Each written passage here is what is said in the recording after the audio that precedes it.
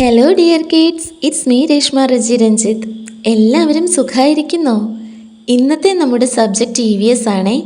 4ാം ക്ലാസ്സിലെ എൻവയോൺമെൻറ്റൽ സയൻസിൽ organisms and surroundings, ജീവജാലങ്ങളും അവയുടെ ചുറ്റുപാടുകളും എന്ന ഫസ്റ്റ് ചാപ്റ്ററാണ് ഇന്നത്തെ. ഇതിന് മുന്നേയുള്ള 2 ക്ലാസ് 4th സ്റ്റാൻഡേർഡിൻ്റെ ഇംഗ്ലീഷ് ഫസ്റ്റ് യൂണിറ്റ് ബിയോണ്ട് ഫിയറിലെ little hands big courage full എക്സ്പ്ലനേഷനും ആക്ടിവിറ്റീസും നമ്മൾ ചെയ്തു. ബഷീർ ദിന ക്വിസ് വീഡിയോയും ചെയ്തു. ഇനിയും അത് കാണാത്ത മക്കൾ നമ്മുടെ ചാനലിലെ ക്ലാസ് 4 എന്ന പ്ലേലിസ്റ്റ് ഒന്ന് ചെക്ക് ചെയ്യണേ. അപ്ലോഡ് ചെയ്യുന്ന ക്ലാസ്സസ് മിസ്സാവാതിരിക്കാൻ നമ്മുടെ ചാനൽ ഒന്ന് സബ്സ്ക്രൈബ് ചെയ്യാനും മറക്കല്ലേ പ്ലീസ്. ഓക്കെ മക്കളെ, let's go to the unit organisms and surroundings, ജീവജാലങ്ങളും അവയുടെ ചുറ്റുപാടുകളും. There is a world all around us. നമുക്ക് ചുറ്റും ഒരു വലിയ ലോകമുണ്ട് അല്ലേ മക്കളെ? ആ ലോകത്തിൽ എന്തൊക്കെയുണ്ട്? It has rivers and ponds, trees and plants and different kinds of animals. പുഴകളും കുളങ്ങളുമുണ്ട്, വലിയ മരങ്ങളും ചെറിയ ചെടികളുമുണ്ട്. പിന്നെ എന്തൊക്കെയുണ്ട്? പലതരത്തിലുള്ള ആനിമൽസ് ഉണ്ട്. So in this lesson we will learn about this world. ഇങ്ങനെയുള്ള ഒരു വലിയ ലോകത്തെക്കുറിച്ചാണ് നമ്മൾ ഈ ചാപ്റ്ററിൽ പഠിക്കാൻ പോകുന്നത്. ഫസ്റ്റ് പേജ് നോക്കിയ മക്കളെ, എന്താ കൊടുത്തിട്ടുള്ളത്? ഒരു ഡയറിയാണ് കൊടുത്തിട്ടുള്ളത്. Once Raina and her friends went to see a pond with water lilies. റെയ്നയും ഫ്രണ്ട്സും കൂടി ഒരു ദിവസം ആമ്പൽക്കുളം കാണാൻ പോയി. ആ ദിവസം അവൾ എഴുതിയിരിക്കുന്ന ഡയറിയാണ് കൊടുത്തിട്ടുള്ളത്. നമുക്കൊന്ന് വായിച്ചു നോക്കാം. Today we selected A water Lily pond four environmental observation. ഞങ്ങൾ ഇന്ന് ഒരു വാട്ടർ ലില്ലി പോണ്ടാണ് എൻവയോൺമെൻറ്റൽ ഒബ്സർവേഷന് വേണ്ടി സെലക്ട് ചെയ്തത്. വാട്ടർ ലില്ലി എന്താണ് മക്കളെ? ആമ്പൽ. വാട്ടർ ലില്ലി പോണ്ട് എന്താ? ആമ്പൽ കുളം. ആമ്പൽ കുളമാണ് പരിസ്ഥിതി നിരീക്ഷണത്തിന് വേണ്ടി അവർ സെലക്ട് ചെയ്തത്. We travelled along the edge of the paddy field and reached the bank of the pond. എന്താ മക്കളെ ഇവിടെ പറഞ്ഞിരിക്കുന്നത്? പാഡി ഫീൽഡ് എന്നാൽ എന്താ? നെൽപ്പാടം. നെൽപ്പാടത്തിൻ്റെ അരികിലൂടെ എഡ്ജിലൂടെ നടന്ന് അവരെവിടെ എത്തി? ബാങ്ക് ഓഫ് ദ പോണ്ട്, കുളത്തിൻ്റെ കരയിൽ എത്തി. From the shade of A tree on the bank we observe the pond. കുളത്തിൻ്റെ കരയിൽ നിന്ന ഒരു മരത്തണലിൽ നിന്നുകൊണ്ട് ഞങ്ങൾ എന്ത് ചെയ്തു? കുളം ഒബ്സർവ് ചെയ്തു, നിരീക്ഷിച്ചു. The water was crystal clear. വെള്ളം നല്ല തെളിഞ്ഞതായിരുന്നു. Water lilies were in full bloom. ആമ്പൽപ്പൂക്കൾ എങ്ങനെയായിരുന്നു നിന്നിരുന്നത്? ഫുൾ ബ്ലൂം, മുഴുവനായി വിരിഞ്ഞ് നിൽപ്പുണ്ടായിരുന്നു. We noticed various aquatic plants. അവരവിടെ എന്തൊക്കെ കണ്ടെന്ന് നമുക്ക് നോക്കാം. വേരിയസ് അക്വാട്ടിക് പ്ലാന്റ്സ് എന്ന് വെച്ചാൽ എന്താ? പലതരത്തിലുള്ള ജലസസ്യങ്ങൾ. അക്വാട്ടിക് പ്ലാന്റ്സ്, വെള്ളത്തിൽ വളരുന്ന സസ്യങ്ങളെയാണ് അക്വാട്ടിക് പ്ലാന്റ്സ് എന്ന് പറയുന്നത്. പിന്നെ എന്ത് കണ്ടു? മോസസ്. മോസസ് എന്ന് വെച്ചാൽ വെള്ളത്തിൽ വളരുന്ന പായലുകൾ, കുളത്തിലൊക്കെ വളരുന്ന പായലുകളാണ് mosses. And fallen leaves on the water. വെള്ളത്തിൽ വീണ് കിടക്കുന്ന, കൊഴിഞ്ഞു കിടക്കുന്ന ഇലകൾ കണ്ടു. Grasses, vines and shrubs were growing along the bank of the pond. കുളത്തിൻ്റെ കരയിൽ എന്തൊക്കെ വളർന്നു നിൽപ്പുണ്ടായിരുന്നു മക്കളെ? ഗ്രാസസ്, പുല്ലുകൾ, പുൽച്ചെടികൾ. വൈൻസ് എന്താ മക്കളെ? കഴിഞ്ഞ വർഷം നമ്മൾ EVSൽ പഠിച്ചതൊന്ന് ഓർത്ത് നോക്കിയേ. വള്ളിച്ചെടികൾ, പടർന്നു കയറുന്ന വള്ളിച്ചെടികൾ. മുന്തിരിയൊക്കെ നമ്മൾ പഠിച്ചില്ലേ? അതാണ് വൈൻസ്. ആൻഡ് ഷ്രബ്സ് എന്താ? കുറ്റിച്ചെടികൾ. അപ്പോൾ ഗ്രാസസും വൈൻസും ഷ്രബ്സും ഒക്കെ റെയ്നയും ഫ്രണ്ട്സും എവിടെ കണ്ടു? കുളത്തിൻ്റെ കരയിൽ വളർന്നു നിൽക്കുന്നതായിട്ട് കണ്ടു. അപ്പോൾ താഴെ കൊടുത്തിരിക്കുന്ന പിക്ചറിലും റെയ്നയുടെ ഈ ഡയറിയിലും പറഞ്ഞിരിക്കുന്നത് നമ്മുടെ നേച്ചറിൽ കാണുന്ന പലതരത്തിലുള്ള കാഴ്ചകളാണ് അല്ലേ? ആമ്പൽക്കുളം വിസിറ്റ് ചെയ്യാൻ പോയപ്പോൾ അവിടെ എന്തൊക്കെ കണ്ടെന്ന് റെയ്ന എഴുതിയിരിക്കുന്ന ഒബ്സർവേഷൻ നോട്ട്സ് കണ്ടോ? നമുക്കൊന്ന് നോക്കാം. There were birds, squirrels, chameleons, spiders, ants and other small organisms on the jamun, ഞാവൽ tree near the pond. എന്താ മക്കളെ പറഞ്ഞിരിക്കുന്നേ?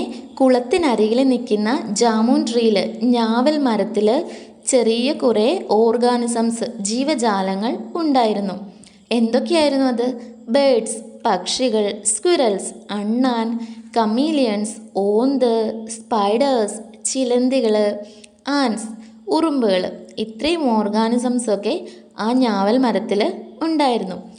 There was plenty of fish in the pond. കുളത്തിൽ എന്തൊക്കെയുണ്ടായിരുന്നു? ധാരാളം മത്സ്യങ്ങൾ, മീനുകൾ ഉണ്ടായിരുന്നു, ഫിഷസ് ഉണ്ടായിരുന്നു. നിങ്ങൾ പുഴയും കുളവും ഒക്കെ കണ്ടിട്ടുണ്ടോ മക്കളെ? അങ്ങനെ കണ്ടിട്ടുണ്ടെങ്കിൽ മീൻ എന്താ ചെയ്യുന്നതെന്ന് ശ്രദ്ധിച്ചിട്ടുണ്ടോ? ഇടയ്ക്കിടയ്ക്ക് അവ വെള്ളത്തിൻ്റെ മുകളിലോട്ട് വന്നിട്ട് വായ ഇങ്ങനെ തുറക്കുന്നത് കാണാം അല്ലേ?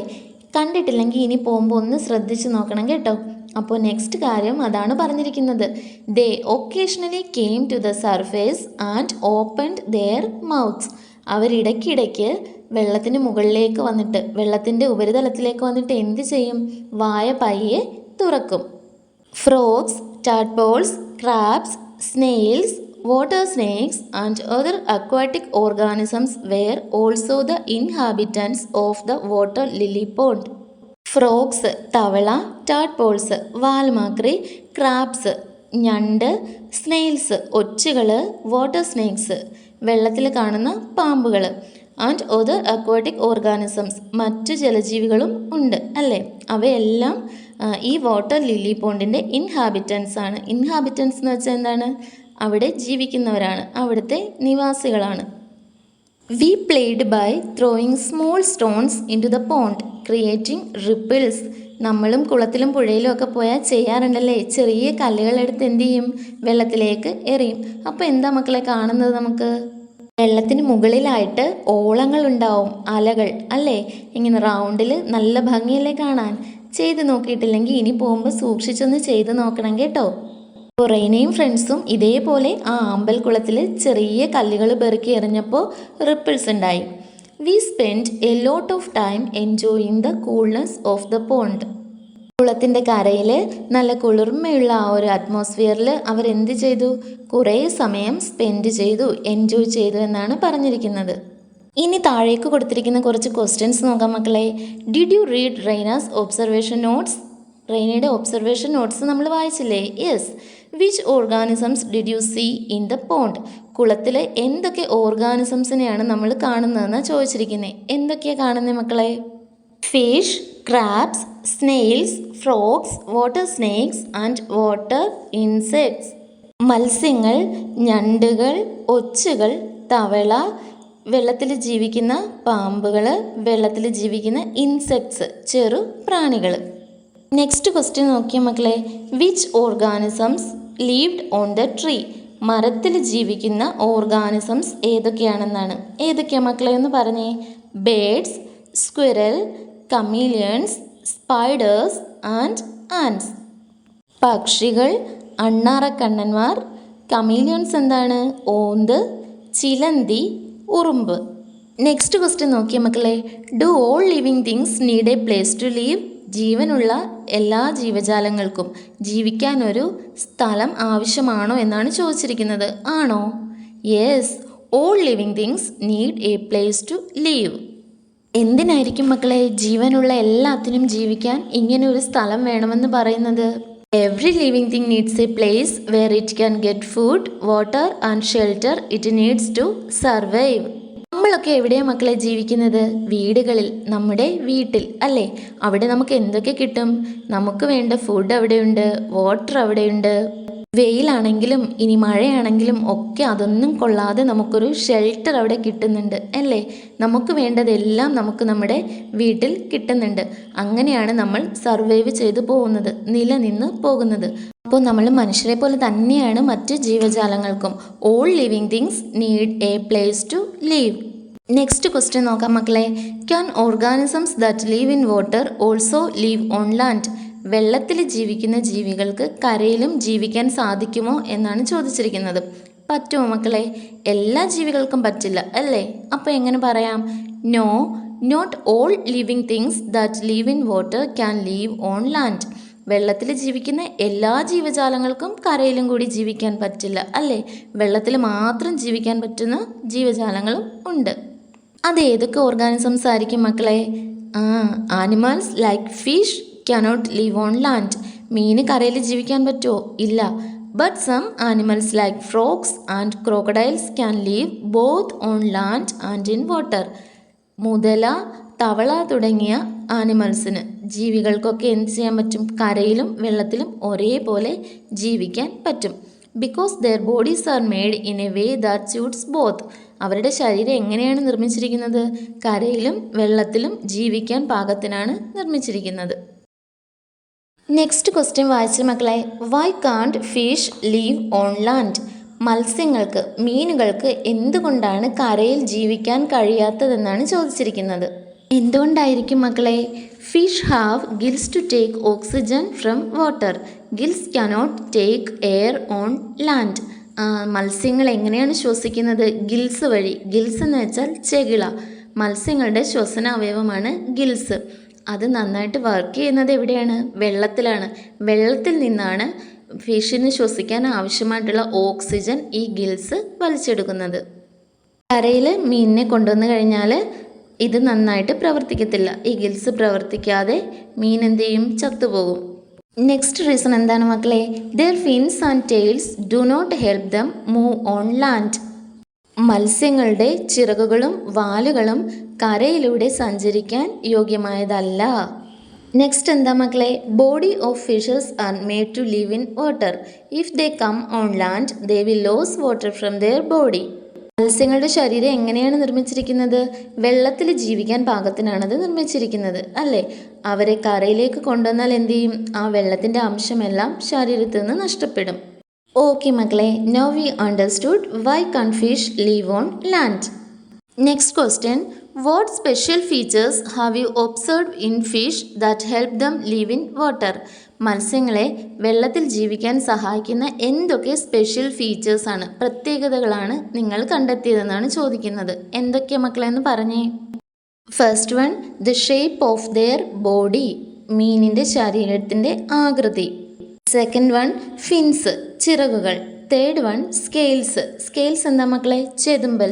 മീനിൻ്റെ മുകൾ ഭാഗത്തിരിക്കുന്ന ചെറിയ ചെറിയ റൗണ്ടിലുള്ള ഭാഗമില്ലേ, ചെതുമ്പൽ, അതാണ് സ്കെയിൽസ്. അപ്പോൾ ഈ 3 കാര്യങ്ങളാണ് മീനിനെ വെള്ളത്തിൽ ജീവിക്കാൻ സഹായിക്കുന്ന പ്രധാനപ്പെട്ട സ്പെഷ്യൽ ഫീച്ചേഴ്സ്. നെക്സ്റ്റ് ക്വസ്റ്റ്യൻ നോക്കി മക്കളെ. Let's draw the picture of a fish. ഒരു ഫിഷിൻ്റെ പിക്ചർ വരയ്ക്കാൻ വേണ്ടിയിട്ടാണ്.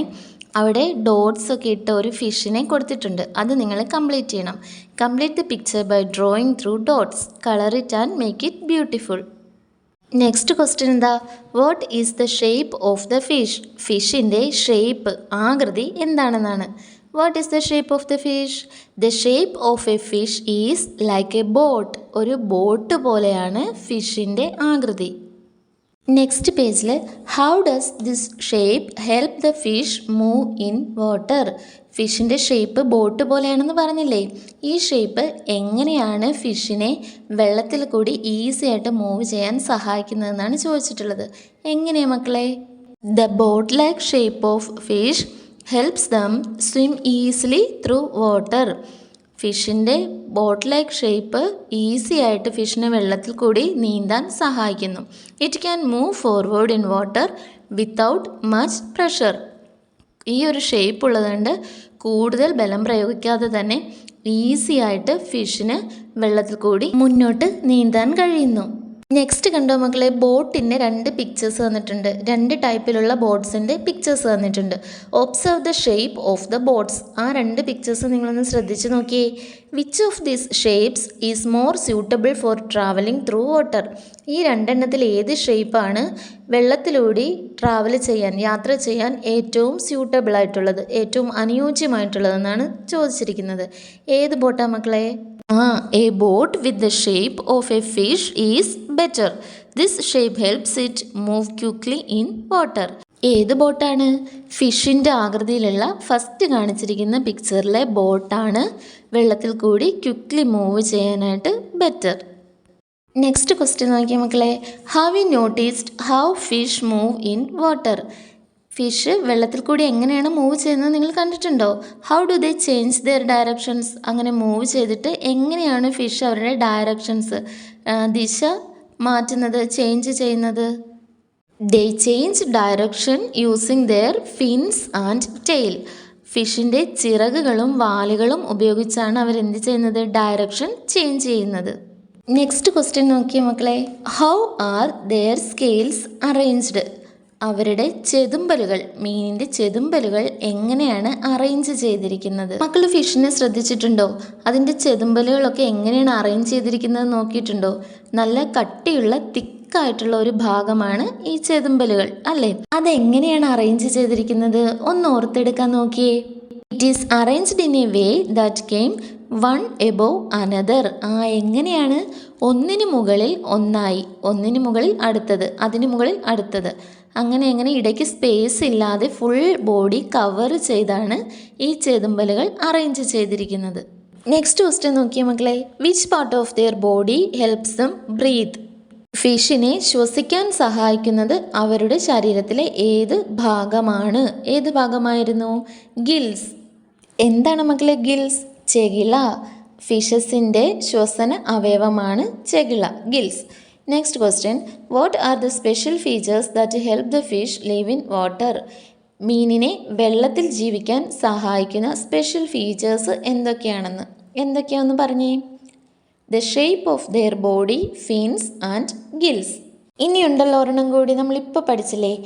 Arrangement of scales are the main features that help the fish live in water. എന്താണ്? പ്രത്യേക രീതിയിൽ അറേഞ്ച് ചെയ്ത് വെച്ചിരിക്കുന്ന സ്കെയിൽസ്, ചെതുമ്പലുകൾ. അതാണ് വെള്ളത്തിൽ ഫിഷിനെ ജീവിക്കാൻ സഹായിക്കുന്ന ഒരു മെയിൻ ഫീച്ചർ. അതിന് താഴെ കോളത്തിൽ എന്താ മക്കൾ എഴുതിയിരിക്കുന്നത്? The body shape, fins, tail fin, arrangement of scales and slippery nature of fish help them move through water. Fish breathe with the help of gills. മക്കളെ ഇവിടെ വീണ്ടും പറഞ്ഞിരിക്കുന്നത് ഫിഷിനെ വെള്ളത്തിലൂടെ മൂവ് ചെയ്യാൻ ഈസി ആയിട്ട് സഹായിക്കുന്ന ഫീച്ചേഴ്സ് എന്തൊക്കെയാണെന്ന് തന്നെയാണ്. ഫിഷിൻ്റെ ബോഡി ഷേപ്പ്, ശരീരത്തിൻ്റെ ആകൃതി, ഫിൻസ്, ടെയിൽ ഫിന്ന്, അവയുടെ ചിറകുകൾ, അറേഞ്ച്മെൻറ്റ് ഓഫ് സ്കെയിൽസ്, ചെതുമ്പലിൻ്റെ arrangement, and slippery nature of fish, വഴുവഴുപ്പുള്ള നേച്ചർ. അത്തരം ഒരു നേച്ചറല്ലേ ഫിഷിന്? നിങ്ങൾ തൊട്ട് നോക്കിയിട്ടുണ്ടോ ഫിഷിനെ? ഉണ്ടെങ്കിൽ നിങ്ങൾക്കറിയാം ഫിഷിൻ്റെ ബോഡി നല്ല സ്ലിപ്പറിയാണ്, വഴുവഴുപ്പുള്ളതാണ്. അപ്പോൾ ഈ ഫീച്ചേഴ്സ് ഒക്കെ തന്നെയാണ് ഫിഷിൻ്റെ വെള്ളത്തിലൂടെയുള്ള മൂവ്മെൻറ്റ് ഈസിയാക്കി കൊടുക്കുന്നത്. ലാസ്റ്റ് സെൻറ്റൻസ് എന്താ? Fish breathe with the help of gills. ചെകിളയുടെ സഹായത്തോടെയാണ് ഫിഷ് ശ്വസിക്കുന്നത്. You have understood the shape and features of fish. നിങ്ങൾക്ക് ഫിഷിൻ്റെ ഫീച്ചേഴ്സും ഷേപ്പും ഒക്കെ നന്നായിട്ട് മനസ്സിലായി അല്ലേ മക്കളെ? Now let us get to know the features of some plants too. ഇനി നമ്മൾ എന്തിൻ്റെ ഫീച്ചേഴ്സാണ് പഠിക്കാൻ പോകുന്നത്? കുറച്ച് പ്ലാന്റ്സിൻ്റെ ഫീച്ചേഴ്സ് കൂടി പഠിക്കാം. ഇവിടെ 2 പ്ലാന്റ്സിൻ്റെ പിക്ചേഴ്സാണ് തന്നിട്ടുള്ളത്. Observe the pictures. What are the special features of these plants? What is special about their stem? What makes them different from other plants? Discuss and write in my environmental science diary. എന്താണ് മക്കളെ question പറഞ്ഞിരിക്കുന്നത്?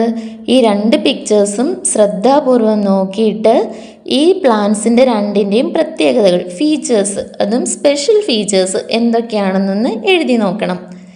അവരുടെ stem എന്താ മക്കളെ? തണ്ട് എങ്ങനെയുള്ളതാണെന്നും കൂടി നമ്മൾ എഴുതണം. എവിടെ എഴുതണം? നിങ്ങളുടെ എൻവയോൺമെൻറ്റൽ സയൻസ് ഡയറിയിൽ എഴുതാനാണ് പറഞ്ഞിരിക്കുന്നത്. പിന്നെ ഒന്നുകൂടി ഉണ്ടെന്നാണ്, what makes dum different from other plants. മറ്റു ചെടികളിൽ നിന്ന് ഇവയെ വ്യത്യസ്തമാക്കുന്നത് എന്താണെന്ന് കൂടി ഡിസ്കസ് ചെയ്ത് എഴുതാനാണ് പറഞ്ഞിരിക്കുന്നത്. അപ്പോൾ നമുക്കൊന്ന് നോക്കാം. ആദ്യം ഈ പിക്ചർ ഒന്ന് നന്നായിട്ട് ഒബ്സർവ് ചെയ്ത് നോക്കിയേ. ഈ 2 പ്ലാന്റ്സും നോർമലി നമ്മൾ വീട്ടിലൊക്കെ വെച്ച് പിടിപ്പിച്ച് വളർത്തുന്ന പ്ലാന്റ്സ് ആണോ? അല്ലേ? ഇത്തരം പ്ലാന്റ്സ് എവിടെയായിരിക്കും മക്കളെ വളരുന്നത്? ഇത്തരം ചെടികൾ കൂടുതലും വളരുന്നത് ഡെസേർട്ടിലായിരിക്കും, മരുഭൂമിയിൽ ആയിരിക്കും. അതൊരു സ്പെഷ്യൽ ഫീച്ചറാണ്. പിന്നെ ഈ പിക്ചറിലോട്ട് നോക്കുമ്പോൾ വേറെ എന്ത് പ്രത്യേകതയായി പ്ലാന്റ്സ് നിങ്ങൾ കാണുന്നത്? ഫസ്റ്റ് പിക്ചർ നോക്കിയേ. അതൊരു കാക്ടസ് പ്ലാന്റ് ആണല്ലേ, ഒരു കള്ളിമുൾ ചെടിയാണ്. അതിൽ നിറയെ എന്തുണ്ട്? നീളത്തിൽ മുള്ളുകൾ കാണുന്നില്ലേ? തോൺസ് ഉണ്ട്. തോൺസ് എന്താണ്? മുള്ളുകൾ. ആ കാക്ടസ് പ്ലാന്റിൻ്റെ സ്റ്റെംസ് കണ്ടോ? നല്ല തിക്കാണ്, നല്ല ഗ്രീൻ കളറാണ് അല്ലേ? The stems of cactus plants R thick and green. They store water in them. ഇത്രയും തിക്കായിട്ടുള്ള കട്ടി കൂടിയ സ്റ്റെംസിൽ, തണ്ടിലാണ് കാക്ടസ് പ്ലാന്റ്സ് എന്ത് സ്റ്റോർ ചെയ്ത് വെക്കുന്ന മക്കളെ? വാട്ടർ, വെള്ളം സ്റ്റോർ ചെയ്ത് വെക്കുന്നത്. നെക്സ്റ്റ് എന്താണ്? Plants of the desert. മരുഭൂമിയിലെ ചെടികൾ, മരുഭൂമിയിൽ വളരുന്ന ചെടികൾ. അത്തരം ചെടികൾക്ക് പറയുന്ന പേരെന്താണ്? ക്സീറോഫൈറ്റ്സ്. അപ്പോൾ എന്താണ് ഈ സീറോഫൈറ്റ്സ് എന്ന് ഡീറ്റെയിൽ ആയിട്ട് നോക്കാം.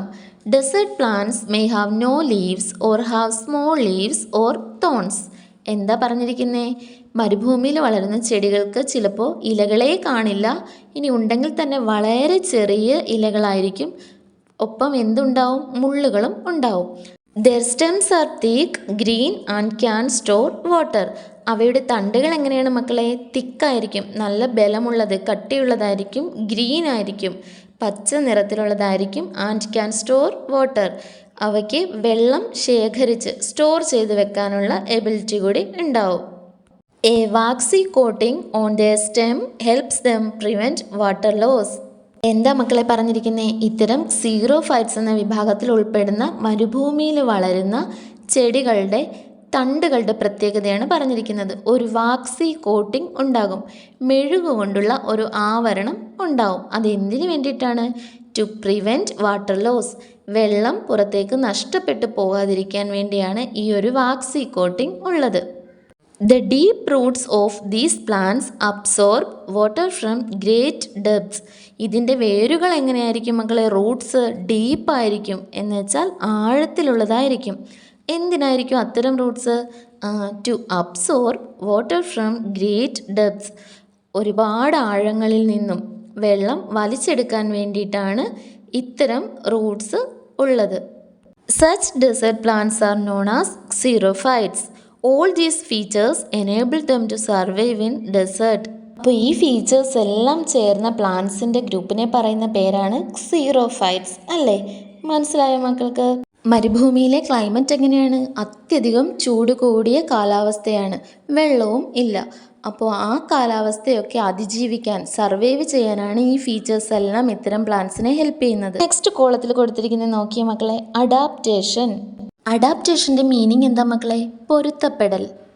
Plants and animals have body features that help them survive in their specific environments. സസ്യങ്ങൾക്കും ജന്തുക്കൾക്കും അവർ ജീവിക്കുന്ന സ്പെസിഫിക് എൻവയോൺമെൻറ്റിനെ, എന്താണ്, പ്രത്യേക പരിതസ്ഥിതികളെ അതിജീവിച്ച് സർവൈവ് ചെയ്ത് മുന്നോട്ട് പോകാൻ സഹായകമായ തരത്തിലുള്ള ബോഡി ഫീച്ചേഴ്സ്, ശരീര സവിശേഷതകൾ ഉണ്ട്.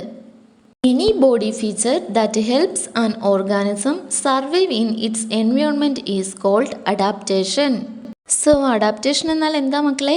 ഒരു ഓർഗാനിസത്തിന്, ജീവജാലത്തിന് അതിൻ്റെ പരിസ്ഥിതിയുമായി അതിജീവിച്ച് പോകാൻ ഹെൽപ്പ് ചെയ്യുന്ന ബോഡി ഫീച്ചർ, ശരീര സവിശേഷതകളെയാണ് അഡാപ്റ്റേഷൻ എന്ന് പറയുന്നത്. ഇന്ന് 2 എക്സാമ്പിളും കൂടി നമുക്ക് നോക്കാം, അപ്പോൾ നിങ്ങൾക്ക് ക്ലിയർ ആയിട്ട് മനസ്സിലാവും. എക്സാമ്പിൾ പറയുകയാണെങ്കിൽ, കമീലിയൻസ് ക്യാൻ ചേഞ്ച് ദെയർ കളർ. എന്താണ്? ഓന്തിന് നിറം മാറാനുള്ള കഴിവുണ്ടല്ലേ? ഓന്തിന് പ്രതികൂലമായിട്ടുള്ള ഒരു സാഹചര്യം വന്നാൽ പെട്ടെന്ന് അത് എന്ത് ചെയ്യും? നിറം മാറും. അതേപോലെ തന്നെ മക്കളെ, തണുപ്പ് പ്രദേശങ്ങളിലുള്ള ജീവികൾക്ക് തണുപ്പിൻ്റെ കാഠിന്യം അറിയാത്ത തരത്തിൽ ബോഡി നിറയെ രോമങ്ങൾ കണ്ടിട്ടില്ലേ? പിന്നെയുള്ള ഒരു എക്സാമ്പിളാണ് ജിറാഫിൻ്റെ കഴുത്ത് കണ്ടിട്ടില്ലേ? എങ്ങനെയാണ്? ലോങ് ആണല്ലേ, നല്ല നീളത്തിലുള്ള കഴുത്താണ്. അതെന്തിനു വേണ്ടിയിട്ടായിരിക്കും മക്കളെ? ഏത് സ്പെസിഫിക് എൻവയോൺമെൻറ്റിൽ സർവൈവ് ചെയ്ത് പോകാൻ വേണ്ടിയിട്ടായിരിക്കും ജിറാഫിന് ഈ നീളമുള്ള കഴുത്ത്, ആ ഒരു ബോഡി ഫീച്ചർ?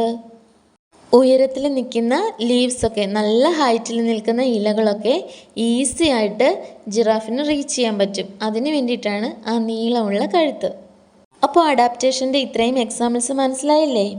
നെക്സ്റ്റ് പേജിൽ ഒരു കോൺവെർസേഷനാണ് തന്നിരിക്കുന്നത്. ആരൊക്കെ തമ്മിലുള്ള കോൺവെർസേഷനാണ്? വാട്ടർ ലിലിയും ഫ്രോഗും. നമുക്ക് നോക്കാം അവരെന്താ പറയുന്നതെന്ന്. Water lily: we float in water with the help of air sacs in our stem. Water lily എന്താണ് പറയുന്നത്? ഞങ്ങളുടെ തണ്ടിലുള്ള എയർ സാക്സ്, വായു അറകളുടെ സഹായത്തോടെ ഞങ്ങൾ വെള്ളത്തിൽ പൊങ്ങിക്കിടക്കുന്നു, ഫ്ലോട്ട് ചെയ്യുന്നു. അപ്പോൾ ഫ്രോഗ് എന്ത് പറഞ്ഞു? We can swim in water as our fingers are connected with skin. ഞങ്ങളുടെ വിരലുകൾക്കിടയിലെ സ്കിൻ തമ്മിൽ കണക്റ്റഡ് ആയതുകൊണ്ട് ഞങ്ങൾക്ക് വെള്ളത്തിൽ ഈസി ആയിട്ട് നീന്താമെന്ന് who said? Frog. Have you listen to the conversation between the water lily and the frog? Yes, അവർ തമ്മിലുള്ള കോൺവെർസേഷൻ നമ്മൾ കേട്ടു അല്ലേ? Discuss and write more about their adaptations. അപ്പോൾ നെക്സ്റ്റ് ആക്ടിവിറ്റി എന്താ മക്കളെ? താഴെ ഒരു ടേബിൾ തന്നിരിക്കുന്നത് കണ്ടോ? വാട്ടർ ലിലിയെക്കുറിച്ചും ഫ്രോഗിനെ കുറിച്ചുമുള്ള കൂടുതൽ അഡാപ്റ്റേഷൻസ് നമ്മൾ കണ്ടെത്തി എഴുതണം. നമുക്കൊന്ന് ട്രൈ ചെയ്യാം. ഫസ്റ്റ് നമുക്ക് വാട്ടർ ലില്ലിയുടെ അഡാപ്റ്റേഷൻസ് നോക്കാം. ഫസ്റ്റ് വൺ വായിച്ച മക്കളെ, ഗ്രോവ്സ് ഇൻ വാട്ടർ. എവിടെയാണ് അവ വളരുന്നത്? വെള്ളത്തിലാണല്ലേ. Next, the leaves and stems have air chambers. Water ലില്ലിയുടെ ഇലകളിലും തണ്ടിലും എന്തുണ്ട്? വായു അറകൾ ഉണ്ട്. These chambers help the plant to float in water. അപ്പോൾ ഈ ചേമ്പേഴ്സ് ആണ് എന്തിനു സഹായിക്കുന്നത്? വാട്ടർ ലില്ലിയെ വെള്ളത്തിൽ പൊങ്ങിക്കിടക്കാൻ സഹായിക്കുന്നത്. Leaves are big and flat. This helps to absorb more sunlight. Water ലില്ലിയുടെ ഇലകൾ എങ്ങനെയാണ് മക്കളെ? ബിഗ് ആൻഡ് ഫ്ലാറ്റ്, വലുതാണ്, പരന്നതുമാണ്. അതുകൊണ്ട് കൂടുതൽ സൺലൈറ്റിനെ, സൂര്യപ്രകാശത്തെ അബ്സോർബ് ചെയ്യാൻ പറ്റുന്നു. സോ അത്രയാണ് വാട്ടർ ലില്ലിയുടെ അഡാപ്റ്റേഷൻസ്. ഇനി നമുക്ക് ഫ്രോഗിൻ്റെ നോക്കാം. Frogs can live both in water and on land.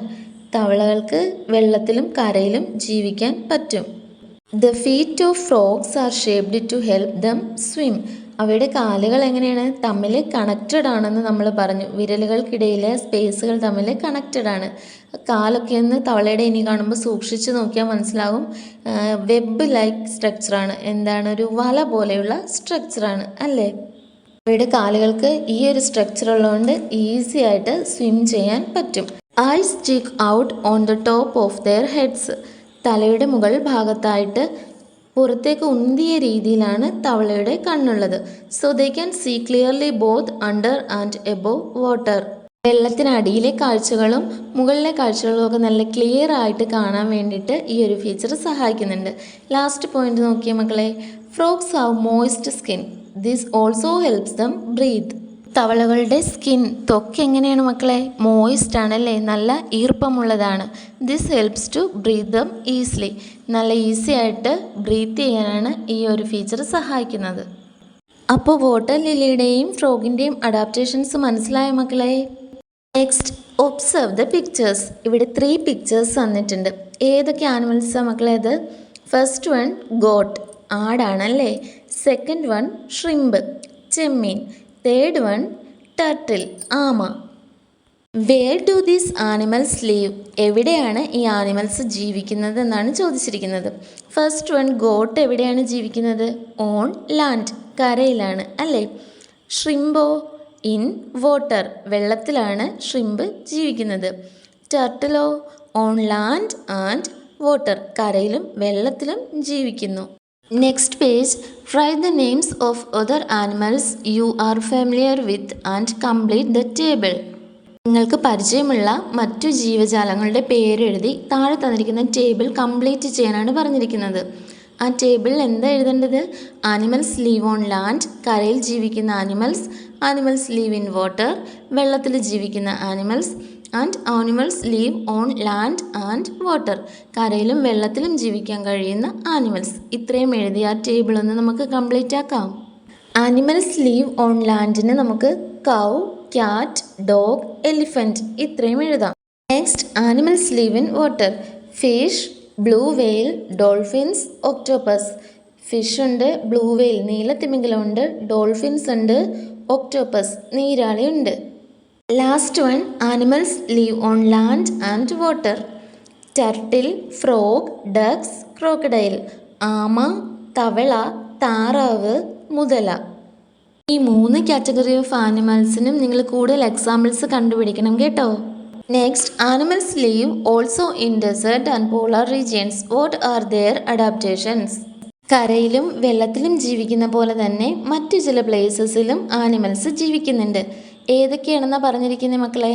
Desserts, മരുഭൂമിയിൽ, ആൻഡ് പോളാർ റീജിയൻസ്, ധ്രുവ പ്രദേശങ്ങളിൽ. അവരുടെ അഡാപ്റ്റേഷൻസ് എന്തൊക്കെയായിരിക്കും എന്നാണ് ചോദിച്ചിരിക്കുന്നത്. തൊട്ട് താഴെയായിട്ട് 2 പിക്ചർ കൊടുത്തിട്ടുണ്ട്. ഫസ്റ്റ് പിക്ചർ ആരുടെയാണ്? ക്യാമൽ. സെക്കൻഡ് പിക്ചറോ? പെൻഗിൻ. അപ്പോൾ അവർ രണ്ടാളും എന്തോ ഒന്ന് നമ്മളോട് പറയുന്നുണ്ട്. എന്താണെന്ന് നമുക്ക് വായിച്ചു നോക്കാം. ക്യാമൽ എന്താ മക്കളെ പറയുന്നേ? The fat in our hump helps us to survive in the desert for days without drinking water. എന്താണ് പറഞ്ഞിരിക്കുന്നത്? ദിവസങ്ങളോളം വെള്ളം കുടിക്കാതെ ഡെസേർട്ടിൽ, മരുഭൂമിയിൽ ജീവിക്കേണ്ടി വന്നാലും, സ്പെൻഡ് ചെയ്യേണ്ടി വന്നാലും അവരുടെ ഹമ്പിൽ, അതായത് ഒട്ടകത്തിൻ്റെ പുറത്തൊരു മുഴയുണ്ടല്ലേ, ആ ചിത്രത്തിലോട്ട് നോക്കിയേ. ആ മുഴയിൽ ഫാറ്റ് സ്റ്റോർ ചെയ്ത് വെച്ചിട്ടുണ്ട്. അങ്ങനെയാണ് ക്യാമൽസ് വെള്ളമില്ലാത്ത അവസ്ഥയെ ഓവർകം ചെയ്യുന്നത്, സർവൈവ് ചെയ്യുന്നത്, അതിജീവിക്കുന്നത്. Next, penguin. The fat under our skin protects us from the extreme cold in the polar regions. ധ്രുവപ്രദേശങ്ങളിലെ ക്ലൈമറ്റ് എങ്ങനെ മക്കളെ? കോൾഡ് ആണല്ലേ, എക്സ്ട്രീം കോൾഡാണ്, അതികഠിനമായ തണുപ്പാണ്. അപ്പോൾ ആ തണുപ്പിൽ നിന്നും അവിടെ ജീവിക്കുന്ന പെൻഗിൻ്റെ സ്കിന്നൊക്കെ ഒന്ന് പ്രൊട്ടക്റ്റ് ചെയ്യാൻ വേണ്ടിയിട്ട് എന്തുണ്ട്? ഫാറ്റ് ഉണ്ട്. അവരുടെ സ്കിന്നിൻ്റെ അടിയിലായിട്ട് ഫാറ്റ് ഉണ്ടെന്നാണ് പെൻഗിൻ പറയുന്നത്. അതാണ് പെൻഗിൻ്റെ adaptation. Next page. Find out other adaptations of camel and penguin. Discuss with your friends and write them in the table. എന്താ മക്കളെ പറഞ്ഞിരിക്കുന്നത്? ക്യാമലിൻ്റെയും പെൻഗിൻ്റെയും അഡാപ്റ്റേഷൻസ് കൂടുതൽ കണ്ടെത്തി എഴുതാനാണ്. നമുക്ക് നോക്കാം. ക്യാമൽ. ഫസ്റ്റ് പോയിന്റ് എന്താ? Camel has a hump to store fat. Fat, കൊഴുപ്പ് ശേഖരിച്ചു വെക്കാൻ വേണ്ടിയിട്ട് ക്യാമലിൻ്റെ പുറത്ത് എന്തുണ്ട്? ഒരു ഹമ്പ് ഉണ്ട്, ഒരു മുഴയുണ്ട്. Long legs protect the body from heat. നീളമുള്ള കാലുകളാണ് ക്യാമലിൻ്റേത്. ലോങ് ലെഗ്സ്, അതുകൊണ്ട് മരുഭൂമിയിലെ ചൂടിൽ നിന്ന്, ഡയറക്റ്റ് ഹീറ്റിൽ നിന്ന് ബോഡിക്കൊരു പ്രൊട്ടക്ഷൻ കിട്ടുന്നു. Next adaptation. Wide hooves facilitate movement through soil. Next adaptation. Wide hooves facilitate movement through soil. Hooves എന്താ മക്കളെ? കുളമ്പുകൾ, കാലിലെ കുളമ്പുകൾ. വൈഡ് ഹൂവ്സോ? വീതിയേറിയ കുളമ്പുകൾ. അത്യാവശ്യം വീതിയുള്ള കുളമ്പുകളാണ് ക്യാമലിനുള്ളത്. അതുകൊണ്ട് തന്നെ മരുഭൂമിയിലെ സോയിലിലൂടെ, മണ്ണിലൂടെ നടക്കാൻ വേണ്ടിയിട്ട് ഈ വൈഡ് ഹൂവ്സ് ആണ് ക്യാമലിനെ ഹെൽപ്പ് ചെയ്യുന്നത്. Okay, let's find out the adaptations of penguin. Has thick fat under the skin in its body to stay warm. മക്കളെ പറഞ്ഞിരിക്കുന്നേ, ശരീരത്തിൻ്റെ ചൂട്, താപനില നിലനിർത്താൻ വേണ്ടിയിട്ട് പെൻഗ്വിൻ്റെ സ്കിന്നിൻ്റെ അടിയിലായിട്ട് എന്തുണ്ട്? തിക്ക് ഫാറ്റ് ഉണ്ട്, കട്ടി കൂടിയ കൊഴുപ്പുണ്ട്. Next, their feet are webbed which is helpful for swimming and diving. പെൻഗ്വിൻ്റെ കാലുകളുടെ പ്രത്യേകത എന്താണ് മക്കളെ? തവളയുടേതുപോലെ വെബ്ഡാണ്. നമ്മൾ കുറച്ച് മുന്നേ പഠിച്ചില്ലേ, തവളയുടെ കാലും തമ്മിൽ കണക്റ്റഡ് ആണെന്ന്, വിരലുകൾക്കിടയിലുള്ള ചെറിയ പോർഷൻ ഓഫ് സ്കിൻ വെച്ച്. അതേപോലെ തന്നെയാണ് പെൻഗ്വിൻ്റെ കാലുകളും. കാലിൻ്റെ ഈ സ്ട്രക്ചർ പെൻഗ്വിനെ എന്തിനാണ് സഹായിക്കുന്നത്? It is helpful for swimming and diving. നീന്താനും ഡൈവ് ചെയ്യാനുമൊക്കെ ഈ ഒരു സ്ട്രക്ചർ സഹായിക്കുന്നുണ്ട്. Next adaptation. Thick covering of feathers to prevent heat loss. ശരീരത്തെ താപനില നഷ്ടപ്പെടാതിരിക്കാൻ വേണ്ടി ഒരു തിക്ക് ലെയർ ഓഫ് ഫെതേഴ്സ് ഉണ്ട്, നല്ല കട്ടിയുള്ള ചെറിയ തൂവലുകൾ. Next, for further reading kangaroo റാറ്റിനെ പറ്റി ഒരു ചെറിയ ഡിസ്ക്രിപ്ഷൻ കൊടുത്തിട്ടുണ്ട്. എന്താണ് മക്കളെ അതിൻ്റെ title? A life without drinking water. വെള്ളം കുടിക്കാതെയുള്ള ഒരു ജീവിതം. A kangaroo rat is a small animal found in the desert. മരുഭൂമിയിലൊക്കെ കാണാവുന്ന ഒരു ചെറിയ ആനിമലാണ് ഈ kangaroo rat. It has many adaptations for living in the desert. അതിന് ഒരുപാട് അഡാപ്റ്റേഷൻസ് ഉണ്ട് ആ മരുഭൂമിയിൽ ജീവിച്ചു പോരാനായിട്ട്. It digs very deep Barroz to survive the heat of the day and lives inside them. പകൽ സമയത്തെ ചൂടിനെ സർവൈവ് ചെയ്യാൻ, അതിജീവിക്കാൻ വേണ്ടിയിട്ട് ഈ കൻഗരൂ റാറ്റ്സ് എന്ത് ചെയ്യും മക്കളെ? ആഴത്തിലുള്ള ഡീപ്പായിട്ടുള്ള ബറോസ്. എന്താണ് ബറോസ്? മാളങ്ങൾ. ആഴത്തിലുള്ള മാളങ്ങളാണ് കുഴിക്കുന്നത്, ഡിഗ് ചെയ്യുന്നത്. എന്നിട്ട് എന്ത് ചെയ്യും? അതിനുള്ളിലാണ് ഈ കൻഗരൂ റാറ്റ്സ് ജീവിക്കുന്നത്. It hunts for prey at night. പകൽ സമയങ്ങളിലൊക്കെ ഈ ആഴത്തിലുണ്ടാക്കിയ ബറോസിൽ, മാളങ്ങളിൽ കഴിഞ്ഞുകൂടിയിട്ട് രാത്രി സമയങ്ങളിൽ കൻഗരൂ റാറ്റ് എന്ത് ചെയ്യുമെന്നാണ് പറഞ്ഞിരിക്കുന്നത്? It hunts for prey at night. എന്ത് ചെയ്യും? ഇര തേടും. അതിന് ഭക്ഷണം കഴിക്കണ്ടേ, അതിനു വേണ്ടി ഇര തേടുന്നത് രാത്രിയിലാണ്. It can leave without drinking any water. അതാണ് ഏറ്റവും വലിയ പ്രത്യേകത അല്ലേ? എന്താണ്? ഒരല്പം പോലും വെള്ളം കുടിക്കാതെ കൻഗരൂ റാറ്റിന് ജീവിക്കാൻ പറ്റും. നമുക്ക് വെള്ളം കുടിക്കാതെ ജീവിക്കാൻ പറ്റുമോ മക്കളെ? നമുക്ക് എത്ര നേരം മാക്സിമം ദാഹിച്ചിരിക്കാൻ പറ്റും? എപ്പോഴായാലും നമുക്ക് വെള്ളം വേണം അല്ലേ? പക്ഷേ ഈ കൻഗരൂ റാറ്റിന് ഒരല്പം പോലും വെള്ളം കുടിച്ചില്ലെങ്കിലും ജീവിക്കാൻ പറ്റും. പക്ഷേ ശരീരത്തിന് വേണ്ടുന്ന ഒരു വാട്ടർ കണ്ടന്റ് ഇല്ലേ, അത് എവിടുന്നെങ്കിലും ഇതിന് കിട്ടുന്നുണ്ടാവും. അതെങ്ങനെയായിരിക്കും കിട്ടുന്നത്? നെക്സ്റ്റ് ലൈൻ നോക്കി. It gets the water it needs from its main food, such as grains, seeds, and also from its body fat. Separate ആയിട്ട് വെള്ളം പ്രത്യേകം കുടിച്ചില്ലെങ്കിലും അതിൻ്റെ ശരീരത്തിന് ആവശ്യമായ വെള്ളം എങ്ങനെയാണ് കൻഗറു റാറ്റിന് കിട്ടുന്നത്? അത് കഴിക്കുന്ന ഗ്രെയിൻസിൽ നിന്നും. എന്താ മക്കളെ ഗ്രെയിൻസ്? ധാന്യങ്ങൾ. പിന്നെ സീഡ്സിൽ നിന്നും. സീഡ്സ് എന്താണ്? വിത്തുകൾ. Also from it's body fat, ശരീരത്തിൻ്റെ കൊഴുപ്പിൽ നിന്നും, ശരീരത്തിൽ അടിഞ്ഞു കൂടിയിട്ടുള്ള കൊഴുപ്പിൽ നിന്നും. ഇത്രയും കാര്യങ്ങളിൽ നിന്ന് കൻഗറു റാറ്റിന് ആവശ്യമായ വെള്ളം കിട്ടുന്നുണ്ട്. Water loss through sweat or urine is very low. Sweat എന്താ മക്കളെ? വിയർപ്പ്. യൂറിനോ? മൂത്രം. അപ്പോൾ വിയർപ്പിലൂടെയും മൂത്രത്തിലൂടെയും വെള്ളത്തിൻ്റെ അംശം നഷ്ടപ്പെടുന്നത് വളരെ കുറവാണ്. Very low. It moves by hopping like a kangaroo using its long hind legs. എങ്ങനെയാണ് ഇവ മൂവ് ചെയ്യുന്നത്? തൻ്റെ പിൻകാലുകൾ, ഹിൻഡ് ലെഗ്സ് ഉപയോഗിച്ച് കംഗരുവിനെ പോലെ ഒറ്റക്കാലിൽ ചാടും. It can store grains and seeds in the pouch in its cheeks. Kangaroo റാറ്റിൻ്റെ ആഹാരമായ ഗ്രെയിൻസും സീഡ്സും, ധാന്യങ്ങളും വിത്തുകളുമൊക്കെ എവിടെയാണ് ഈ കൻഗറു റാറ്റ് സൂക്ഷിച്ചു വെച്ചിരിക്കുന്നത് മക്കളെ? പൗച്ച് ഇൻ ഇറ്റ്സ് ചീക്ക്, അതിൻ്റെ കവിളുകളിലുള്ള ചെറിയ പൗച്ചിലാണ്. കൻഗറു റാറ്റ്സിനെ പറ്റി ഒരുപാട് കാര്യങ്ങൾ നമുക്ക് മനസ്സിലായില്ലേ? Next page number 14. We have everything we need to live in the field. ഞങ്ങൾക്ക് ജീവിക്കാൻ ആവശ്യമായതെല്ലാം വയലിലുണ്ട് എന്ന് ആരാണ് പറയുന്നത്? ഇതാരാണ്? കൊക്ക്, സ്റ്റോക്ക്. അപ്പോൾ ഫിഷ് എന്ത് പറയണം മക്കളെ? We have everything we need in the pond. ഞങ്ങൾക്ക് ജീവിക്കാൻ ആവശ്യമായതെല്ലാം എവിടെയുണ്ട്? കുളത്തിലും ഉണ്ട്. What does a stork get from the field. ഒരു വയലിൽ നിന്നും എന്തൊക്കെയാണ് സ്റ്റോർക്കിന്, കൊക്കിന് കിട്ടുന്നത്? നോക്കാം. സ്മോൾ ഓർഗാനിസംസ്, ചെറുജീവികൾ. എർത്ത് വേംസ് ആൻഡ് സ്നെയിൽസ്, മണ്ണിരയും ചെറിയ ഒച്ചുകളും. സ്മോൾ ഫിഷസ്, ചെറു മീനുകൾ. Next question. What does a fish get from the pond. കുളത്തിൽ നിന്നും ഒരു മീനിന് എന്തൊക്കെ ലഭിക്കുന്നു? പ്ലേസ് ടു ലീവ്, ജീവിക്കാനുള്ള സ്ഥലം. ഫുഡ്, ഭക്ഷണം ലഭിക്കുന്നു. Next. Required oxygen four breathing, ശ്വസിക്കാൻ ആവശ്യമായ ഓക്സിജൻ ലഭിക്കുന്നു. നെക്സ്റ്റ്. What is habitat. ആ ബോക്സിൽ കൊടുത്തിരിക്കുന്നതെന്ന് വായിച്ചു നോക്കിയേ മക്കളെ. The environment in which an organism leaves is its habitat. ഒരു ജീവി ജീവിച്ചു പോരുന്ന അതിൻ്റെ ചുറ്റുപാടിനെയാണ് ആ ജീവിയുടെ ആവാസം അഥവാ വാസസ്ഥലം എന്ന് പറയുന്നത്, habitat. A habitat contains everything that the organism needs to survive. ആ ജീവിക്ക് ജീവിച്ചു പോകുന്നതിന് ആവശ്യമായിട്ടുള്ള എല്ലാ ഘടകങ്ങളും ആ ഹാബിറ്റാറ്റിൽ ഉണ്ടായിരിക്കും. എന്തൊക്കെയായിരിക്കും? ഭക്ഷണം, വെള്ളം, പാർപ്പിടം തുടങ്ങിയ എല്ലാ കാര്യങ്ങളും ലഭ്യമാകുന്ന ഇടമായിരിക്കും ഒരു ജീവിയുടെ habitat.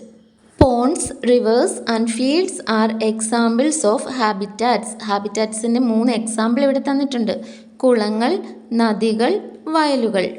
Discuss, find and write more examples of habitats. ഹാബിറ്റാറ്റ്സിൻ്റെ കൂടുതൽ ഉദാഹരണങ്ങൾ ഡിസ്കസ് ചെയ്ത് കണ്ടെത്തി എഴുതാനാണ് പറഞ്ഞിട്ടുള്ളത്. ഒരു ഹാബിറ്റാറ്റ് ഇവിടെ തന്നിട്ടുണ്ട്, ട്രീ. വേറെ എന്തൊക്കെ എഴുതാം മക്കളെ? Mountain, desert, sea, forest. എന്തൊക്കെയാ? കുന്നുകൾ, മരുഭൂമി, കടൽ, വനം. Next. Different types of habitats. Observe the picture. What are the different types of habitats shown in this picture? Try to write their names. ഒന്ന് ശ്രദ്ധിച്ച് നോക്കിയേ. ഈ പിക്ചറിൽ പലതരത്തിലുള്ള ഹാബിറ്റാറ്റ്സ് കാണിച്ചിട്ടുണ്ട്. അത് ഏതൊക്കെയെന്നൊന്ന് ഫൈൻഡ് ഔട്ട് ചെയ്തിട്ട് പറഞ്ഞു നോക്കാം. Mountain, river, desert, polar region, sea and forest. A field is a habitat. It has many living and non-living things in it. Which are they? Discuss and write. Field, വയൽ ഒരു habitat ആണ് അല്ലേ? അവിടെ ജീവനുള്ളതും ജീവനില്ലാത്തതുമായ കാര്യങ്ങളുണ്ട്. Which are they? അവ ഏതൊക്കെയാണെന്നാണ് ചോദിച്ചിരിക്കുന്നത്. Discuss and right.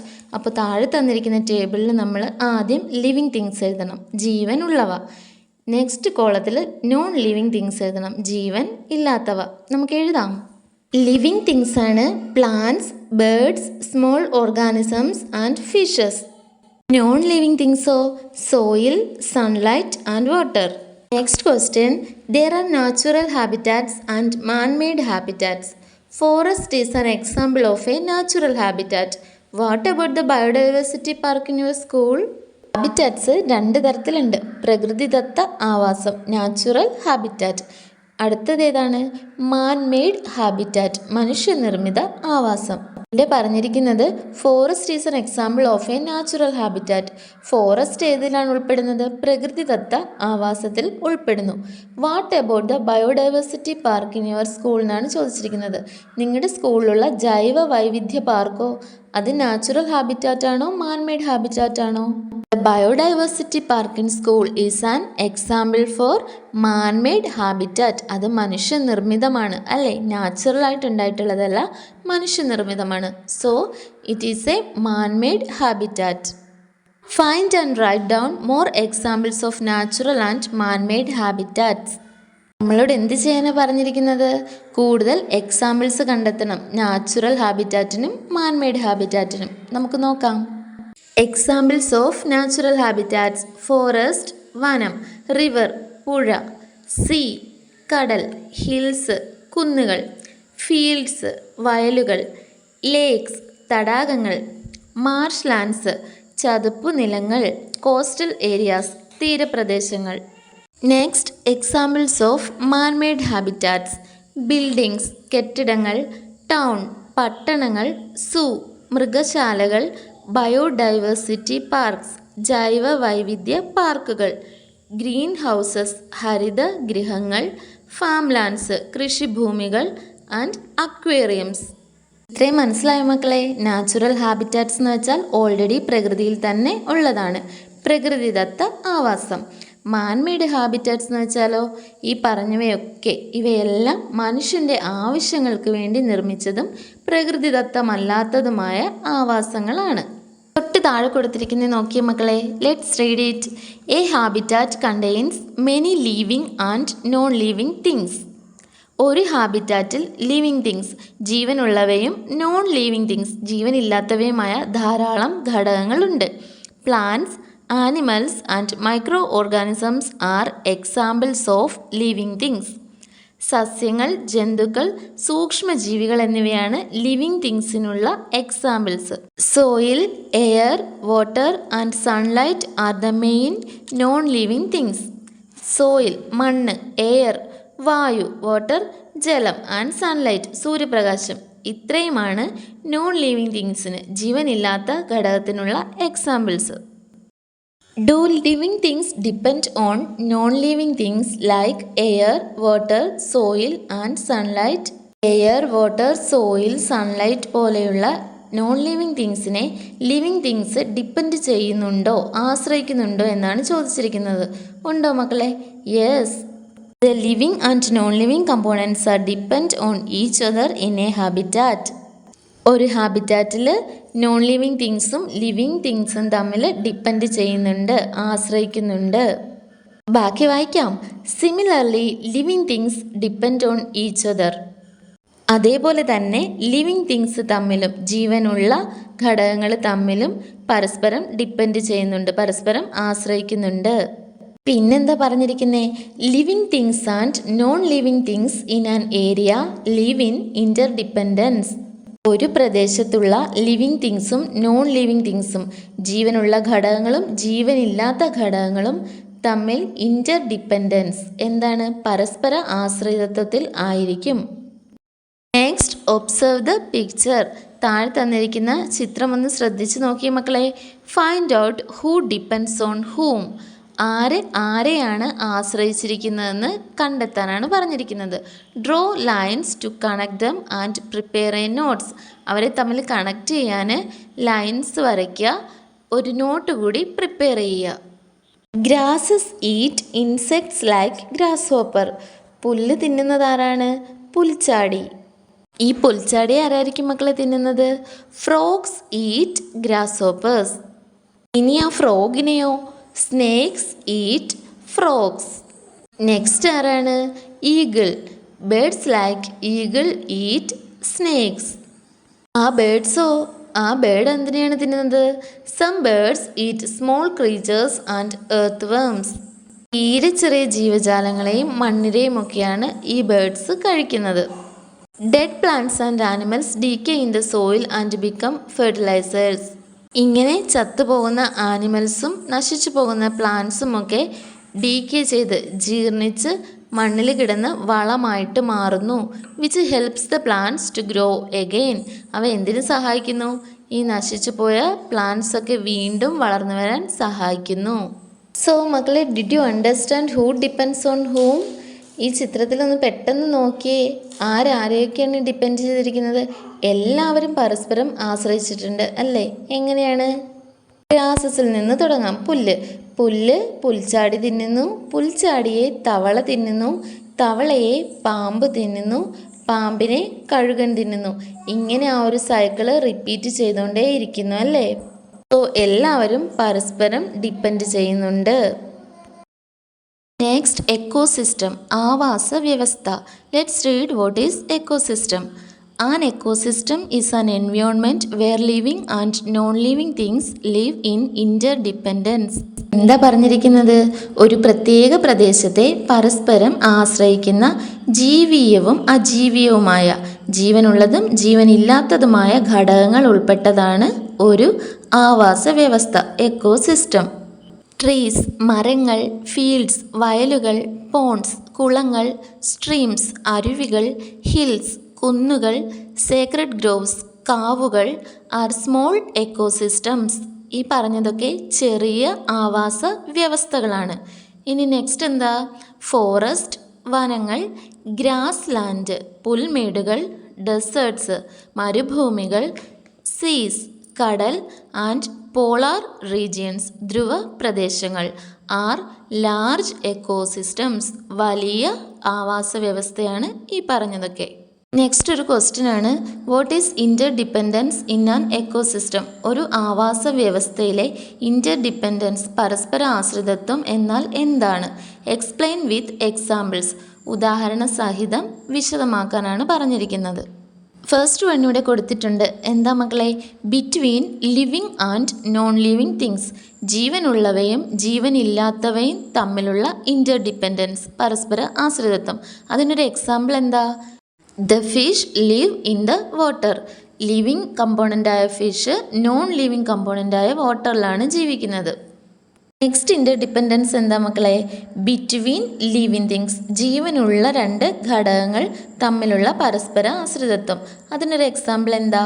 Snake Eats frog, പാമ്പ് തവളയെ തിന്നുന്നത്. മൂന്നാമത്തെ പരസ്പരാശ്രിതത്വം ഏതാണ്? ബിറ്റ്വീൻ നോൺ ലിവിങ് തിങ്സ്, ജീവനില്ലാത്ത കമ്പോണൻസ് തമ്മിലുള്ള ഇൻ്റർഡിപ്പെൻഡൻസ്. അതിൻ്റെ ഒരു എക്സാമ്പിളാണ് the pond dries up due to the heat from the sun, സൂര്യനിൽ നിന്നുള്ള പ്രകാശമേറ്റ് കുളമൊക്കെ വറ്റുന്നത്. So there is 3 types of interdependence in an ecosystem. ഒരു ആവാസ വ്യവസ്ഥയിൽ 3 തരത്തിലുള്ള പരസ്പരാശ്രിതത്വം ഉണ്ട്. ഏതൊക്കെയാണെന്നൊന്ന് ഓർത്ത് നോക്കിയേ മക്കളെ. First one, between living and non living things, ജീവീയ അജീവീയ ഘടകങ്ങൾ തമ്മിലുള്ളത്. Second one, between living things, ജീവീയ ഘടകങ്ങൾ തമ്മിലുള്ളത്. The last one, between non living things, അജീവീയ ഘടകങ്ങൾ തമ്മിലുള്ളത്. ക്ലിയർ ആയില്ലേ? Next is destruction of ecosystems. എന്താണ്? ആവാസ വ്യവസ്ഥകളുടെ നാശം, destruction. Hill has something to say, കുന്നിന് എന്തോ പറയാനുണ്ട്. You can see us in many areas in your place. Is there anyone who hasn't climbed a hill? We provide habitat for so many organisms, from earthworm to foxes, and also for a variety of plants. We store rainwater and later provide that water to wells, streams, and fields. We can control the wind and reduce the heat. Don't you see, we are in great crisis today. Do you realize our importance? കേട്ടോ മക്കളെ, hill, കുന്ന് നമ്മളോട് എന്തൊക്കെയാ പറഞ്ഞിരിക്കുന്നത്? നിങ്ങളുടെ നാട്ടിൽ പലയിടത്തും എന്നെ കാണാം, ഇതുവരെ ഒരിക്കലെങ്കിലും കുന്ന് കയറാത്തവരായി ആരെങ്കിലും ഉണ്ടോ എന്നാണ് ചോദിച്ചിരിക്കുന്നത്. ഞങ്ങൾ ഒരുപാട് ജീവജാലങ്ങൾക്ക് ആവാസം ഒരുക്കുന്നുണ്ട്. From earthworms to foxes, മണ്ണിര മുതൽ കുറുക്കൻ വരെയുള്ള ജീവികൾ ഞങ്ങളിൽ വസിക്കുന്നുണ്ട്. അതേപോലെ വെറൈറ്റി ഓഫ് പ്ലാന്റ്സ്, പലതരത്തിലുള്ള സസ്യങ്ങളും ഉണ്ട്. പിന്നെന്താ പറഞ്ഞിരിക്കുന്നത്? ഞങ്ങൾ മഴവെള്ളം സംഭരിച്ചു വെക്കുന്നു, സ്റ്റോർ ചെയ്ത് വെക്കുന്നു. പിന്നീട് കിണറുകളിലേക്കും അരുവികളിലേക്കും വയലുകളിലേക്കും ഒക്കെ ഞങ്ങൾ ആ വെള്ളം നൽകുന്നു. We can control the wind and reduce the heat. ഞങ്ങൾക്ക് കാറ്റിനെ നിയന്ത്രിക്കാനും ചൂട് കുറയ്ക്കാനും കഴിയും. Don't you see we are in great crisis today. നിങ്ങൾ കാണുന്നില്ലേ, ഞങ്ങൾ ഇന്ന് വലിയ പ്രതിസന്ധിയിലാണ്. Do you realise our importance. ഞങ്ങളുടെ പ്രാധാന്യം നിങ്ങൾ മനുഷ്യർ തിരിച്ചറിയുന്നുണ്ടോ എന്നാണ് കുന്ന് നമ്മളോട് ചോദിക്കുന്നത്. Hope you read the soliloquy of the hill. കുന്നിൻ്റെ ആത്മകഥം നിങ്ങൾ വായിച്ചെന്ന് കരുതുന്നു. Yes, we read it. നമ്മളത് വായിച്ചു അല്ലേ മക്കളെ? നെക്സ്റ്റ് ക്വസ്റ്റ്യൻ നോക്കിയേ. What are the harmful effects vanishing of hills? കുന്നുകൾ വാനിഷിംഗ് ആയി പോകുമ്പോൾ, അപ്രത്യക്ഷമായി പോകുമ്പോൾ എന്തൊക്കെ ഹാംഫുൾ എഫക്ട്സ് ആണ്, ഹാനികരമായ കാര്യങ്ങളാണ് നമ്മുടെ നേച്ചറിൽ ഉണ്ടാവുന്നതെന്നാണ് ചോദിച്ചിട്ടുള്ളത്. നമുക്ക് നോക്കാം. Organisms on the hill lose their home. കുന്നിൽ ജീവിക്കുന്ന ജീവികൾക്ക് എന്ത് സംഭവിക്കും? അവയുടെ വാസസ്ഥലം നഷ്ടമായി പോകും. Next, natural disaster occurs. പ്രകൃതി ദുരന്തങ്ങളൊക്കെ ഉണ്ടാകും. Next one, streams will dry. അരുവികളൊക്കെ വറ്റി വരണ്ടു പോകും. Water scarcity. ജലക്ഷാമം ഉണ്ടാകും. അപ്പോൾ കുന്നുകളൊക്കെ വാനിഷാകുമ്പോൾ, ഇല്ലാതാകുമ്പോൾ ഉണ്ടാകുന്ന ഹാംഫുൾ എഫക്ട്സ് മക്കൾക്ക് മനസ്സിലായില്ലേ? നെക്സ്റ്റ് ക്വസ്റ്റ്യൻ നോക്കിയേ മക്കളെ. What are the human activities that are harmful to the ecosystem? ആവാസ വ്യവസ്ഥയ്ക്ക് ദോഷകരമായ രീതിയിലുള്ള മനുഷ്യൻ്റെ പ്രവൃത്തികൾ എന്തൊക്കെയാണ്? Discuss and write. ചർച്ച ചെയ്ത് എഴുതാനാണ് പറഞ്ഞിരിക്കുന്നത്. നമുക്ക് നോക്കാം എന്തൊക്കെയാണെന്ന്.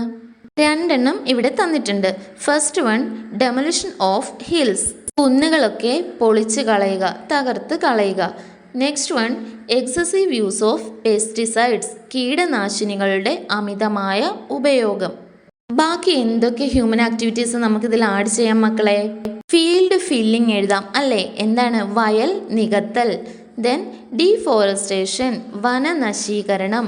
വാട്ടർ പൊല്യൂഷൻ, ജല മലിനീകരണം. സാൻഡ് മൈനിങ്, മണൽ ഖനനം. പ്ലാസ്റ്റിക് പൊല്യൂഷൻ, പ്ലാസ്റ്റിക് മലിനീകരണം. So all these human activities will lead to harmful effect on our ecosystem. Next title, pollution. Listen to what an earthworm says. ഒരു മണ്ണിര നമ്മളോട് എന്തോ പറയുന്നുണ്ട്. അതെന്താണെന്ന് നോക്കിയേ. We are known as the friends of farmers. Now we cannot live in the soil due to pollution. Earthworm, മണ്ണിര പറയുകയാണ്, കർഷകരുടെ മിത്രം എന്നാണ് ഞങ്ങൾ അറിയപ്പെടുന്നത്. എന്നാൽ ഇപ്പോൾ പൊല്യൂഷൻ കാരണം, മലിനീകരണം കാരണം ഞങ്ങൾക്ക് മണ്ണിൽ ജീവിക്കാൻ പറ്റുന്നില്ല. Have you read what the earthworm said? Yes, we read it. What are the waste materials found in your home and surroundings? നിങ്ങളുടെ വീട്ടിലും ചുറ്റുപാടുകളിലും ഉള്ള വേസ്റ്റ് മെറ്റീരിയൽസ് എന്തൊക്കെയാണ്? എന്തൊക്കെ വേസ്റ്റ് ഉണ്ടാവും മക്കളെ? ഓരോന്നായിട്ട് പറഞ്ഞേ. ഫസ്റ്റ് വൺ നമുക്ക് എന്ത് പറയാം? Broken toys. പൊട്ടിപ്പൊളിഞ്ഞ് നിങ്ങളുടെ കളിപ്പാട്ടങ്ങളൊക്കെ വേസ്റ്റായിട്ട് പല വീടുകളിലും ഉണ്ടാവും. നെക്സ്റ്റ്, പ്ലാസ്റ്റിക് കവേഴ്സ് ഉണ്ടാവും. വെജിറ്റബിൾ വേസ്റ്റുകൾ ഉണ്ടാവും. യൂസ്ഡ് ബ്രഷ് ഉണ്ടാവും. യൂസ്ഡ് ക്ലോത്ത്സ് ഉണ്ടാവും. പിന്നെന്തുണ്ടാവും? പേപ്പേഴ്സ് ഉണ്ടാവും. മെഡിസിൻ റാപ്പേഴ്സ് ഉണ്ടാവും. മരുന്ന് കവറുകൾ, ഒഴിഞ്ഞ മരുന്ന് കൂടുകളൊക്കെ ഉണ്ടാവും. എംറ്റി ടൂത്ത് പേസ്റ്റ് ട്യൂബ്സ് ഉണ്ടാവും. ഒഴിഞ്ഞ പേസ്റ്റിൻ്റെ കൂടുകളൊക്കെ അല്ലേ? അങ്ങനെ ഒരുപാട് വേസ്റ്റുകൾ നമ്മളുടെ വീടുകളിലും പരിസരങ്ങളിലും ഉണ്ടാവും. Find out the waste management process in your school. നിങ്ങളുടെ സ്കൂളിലെ വേസ്റ്റ് മാനേജ്മെൻറ്റ് പ്രോസസ്സ്, മാലിന്യ നിർമ്മാർജ്ജനം എങ്ങനെയാണെന്ന് കണ്ടെത്താനാണ് പറഞ്ഞിരിക്കുന്നത്. Prepare a project and present it to your class. അത് കണ്ടെത്തി ഒരു പ്രോജക്റ്റ് ആക്കി എഴുതി നിങ്ങളുടെ ക്ലാസ്സിൽ അവതരിപ്പിക്കുകയും വേണം കേട്ടോ. അപ്പോൾ അതെല്ലാ മക്കളും ചെയ്യുമല്ലോ. Next, observe the pictures. There is 2 pictures in our textbook. 2 pictures തന്നിട്ടുണ്ട്. അത് നോക്കി എന്തൊക്കെയാണെന്ന്. ഫസ്റ്റ് വൺ എന്താ മക്കളെ? Using pesticides in agriculture. കീടനാശിനികൾ ഉപയോഗിക്കുകയാണ് കൃഷിയിടങ്ങളിൽ അല്ലേ? സെക്കൻഡ് വണ്ണോ? Throwing plastic waste. പ്ലാസ്റ്റിക് ബോട്ടിൽസും പ്ലാസ്റ്റിക് കവേഴ്സും ഒക്കെ പുഴയുടെ ബാങ്കിലായിട്ട്, കരയിലായിട്ട് ദേ വലിച്ചു വാരിക്കൂട്ടി ഇട്ടിരിക്കുന്നു. Isn't throwing of waste to the surroundings harmful to habitats? എന്താ ചോദിച്ചിരിക്കുന്നത്? നമ്മുടെ സറൗണ്ടിങ്സിലേക്ക്, നമ്മുടെ ചുറ്റുപാടുകളിലേക്ക് ഇങ്ങനെ വേസ്റ്റ് വലിച്ചെറിയുന്നത് ഹാബിറ്റാറ്റ്സിന് ദോഷകരമല്ലേ? നമ്മുടെ ആവാസത്തിന് തന്നെ ദോഷകരമല്ലേ എന്നാണ് ചോദിച്ചിരിക്കുന്നത്. അല്ലേ മക്കളെ? Yes. Dumping of waste to the surroundings is harmful to our habitats. Discuss and write about those activities which pollute the soil. മണ്ണ് മലിനീകരണത്തിന് കാരണമാകുന്ന ആക്ടിവിറ്റീസ്, പ്രവൃത്തികൾ എന്തൊക്കെയാണെന്ന് ഡിസ്കസ് ചെയ്ത് എഴുതാനാണ് പറഞ്ഞിരിക്കുന്നത്. രണ്ടെണ്ണം ഇവിടെ തന്നിട്ടുണ്ട്. ഫസ്റ്റ് വൺ എന്താ മക്കളെ? Excessive use of pesticides in farms. കൃഷിയിടങ്ങളിൽ കൂടിയ അളവിൽ, വളരെ കൂടിയ അളവിൽ കീടനാശിനികൾ ഉപയോഗിക്കുന്നത്. Next one excessive use of chemical fertilisers. രാസവളങ്ങളുടെ അമിതമായ ഉപയോഗം. Next one improper disposal of plastic waste. ഉചിതമല്ലാത്ത രീതിയിൽ പ്ലാസ്റ്റിക് വേസ്റ്റുകൾ വലിച്ചെറിയുന്നത്. Next discharge of industrial waste from factories. ഫാക്ടറീസിൽ നിന്നൊക്കെ ഒരുപാട് വേസ്റ്റുകൾ മണ്ണിലേക്ക് പുറന്തള്ളപ്പെടുന്നത്. How does soil pollution affect the ecosystem? Discuss and write about it in my environmental science diary. എന്താ മക്കളെ പറഞ്ഞിരിക്കുന്നേ? സോയിൽ പൊല്യൂഷൻ, മണ്ണ് മലിനീകരണം എങ്ങനെയൊക്കെ നമ്മളുടെ ആവാസ വ്യവസ്ഥയെ ബാധിക്കുന്നുവെന്ന് ഡിസ്കസ് ചെയ്ത് നിങ്ങളുടെ എൻവയോൺമെൻറ്റൽ സയൻസ് ഡയറിയിൽ എഴുതണമെന്നാണ് പറഞ്ഞിരിക്കുന്നത്. Soil pollution is harmful to the environment. നമ്മുടെ പരിസ്ഥിതിക്ക് വളരെ ദോഷകരമായ ഒന്നാണ് soil pollution. It can make plants toxic, harm animals and insects that live in the soil. മണ്ണിൽ ജീവിക്കുന്ന പ്ലാന്റ്സിനെ അത് വിഷമയമാക്കി തീർക്കുന്നു, ആനിമൽസിന് ദോഷം ചെയ്യുന്നു, ഇൻസെക്ട്സിന് ദോഷം ചെയ്യുന്നു. And even contaminate water sources. ജലസംഭരണികളിലൊക്കെ കണ്ടാമിനേറ്റ് ചെയ്യുന്നു, മലിനീകരിക്കുന്നു. This can disrupt the entire ecosystem, leading to a less healthy environment for everyone, including plants, animals and humans. ഒരു ആവാസവ്യവസ്ഥയെ മുഴുവനായിട്ട് തകർക്കാൻ ഈ സോയിൽ പൊല്യൂഷന് കഴിയും. സോയിൽ പൊല്യൂഷൻ എന്തിലേക്ക് ലീഡ് ചെയ്യുമെന്നാണ് മക്കളെ പറഞ്ഞിരിക്കുന്നത്?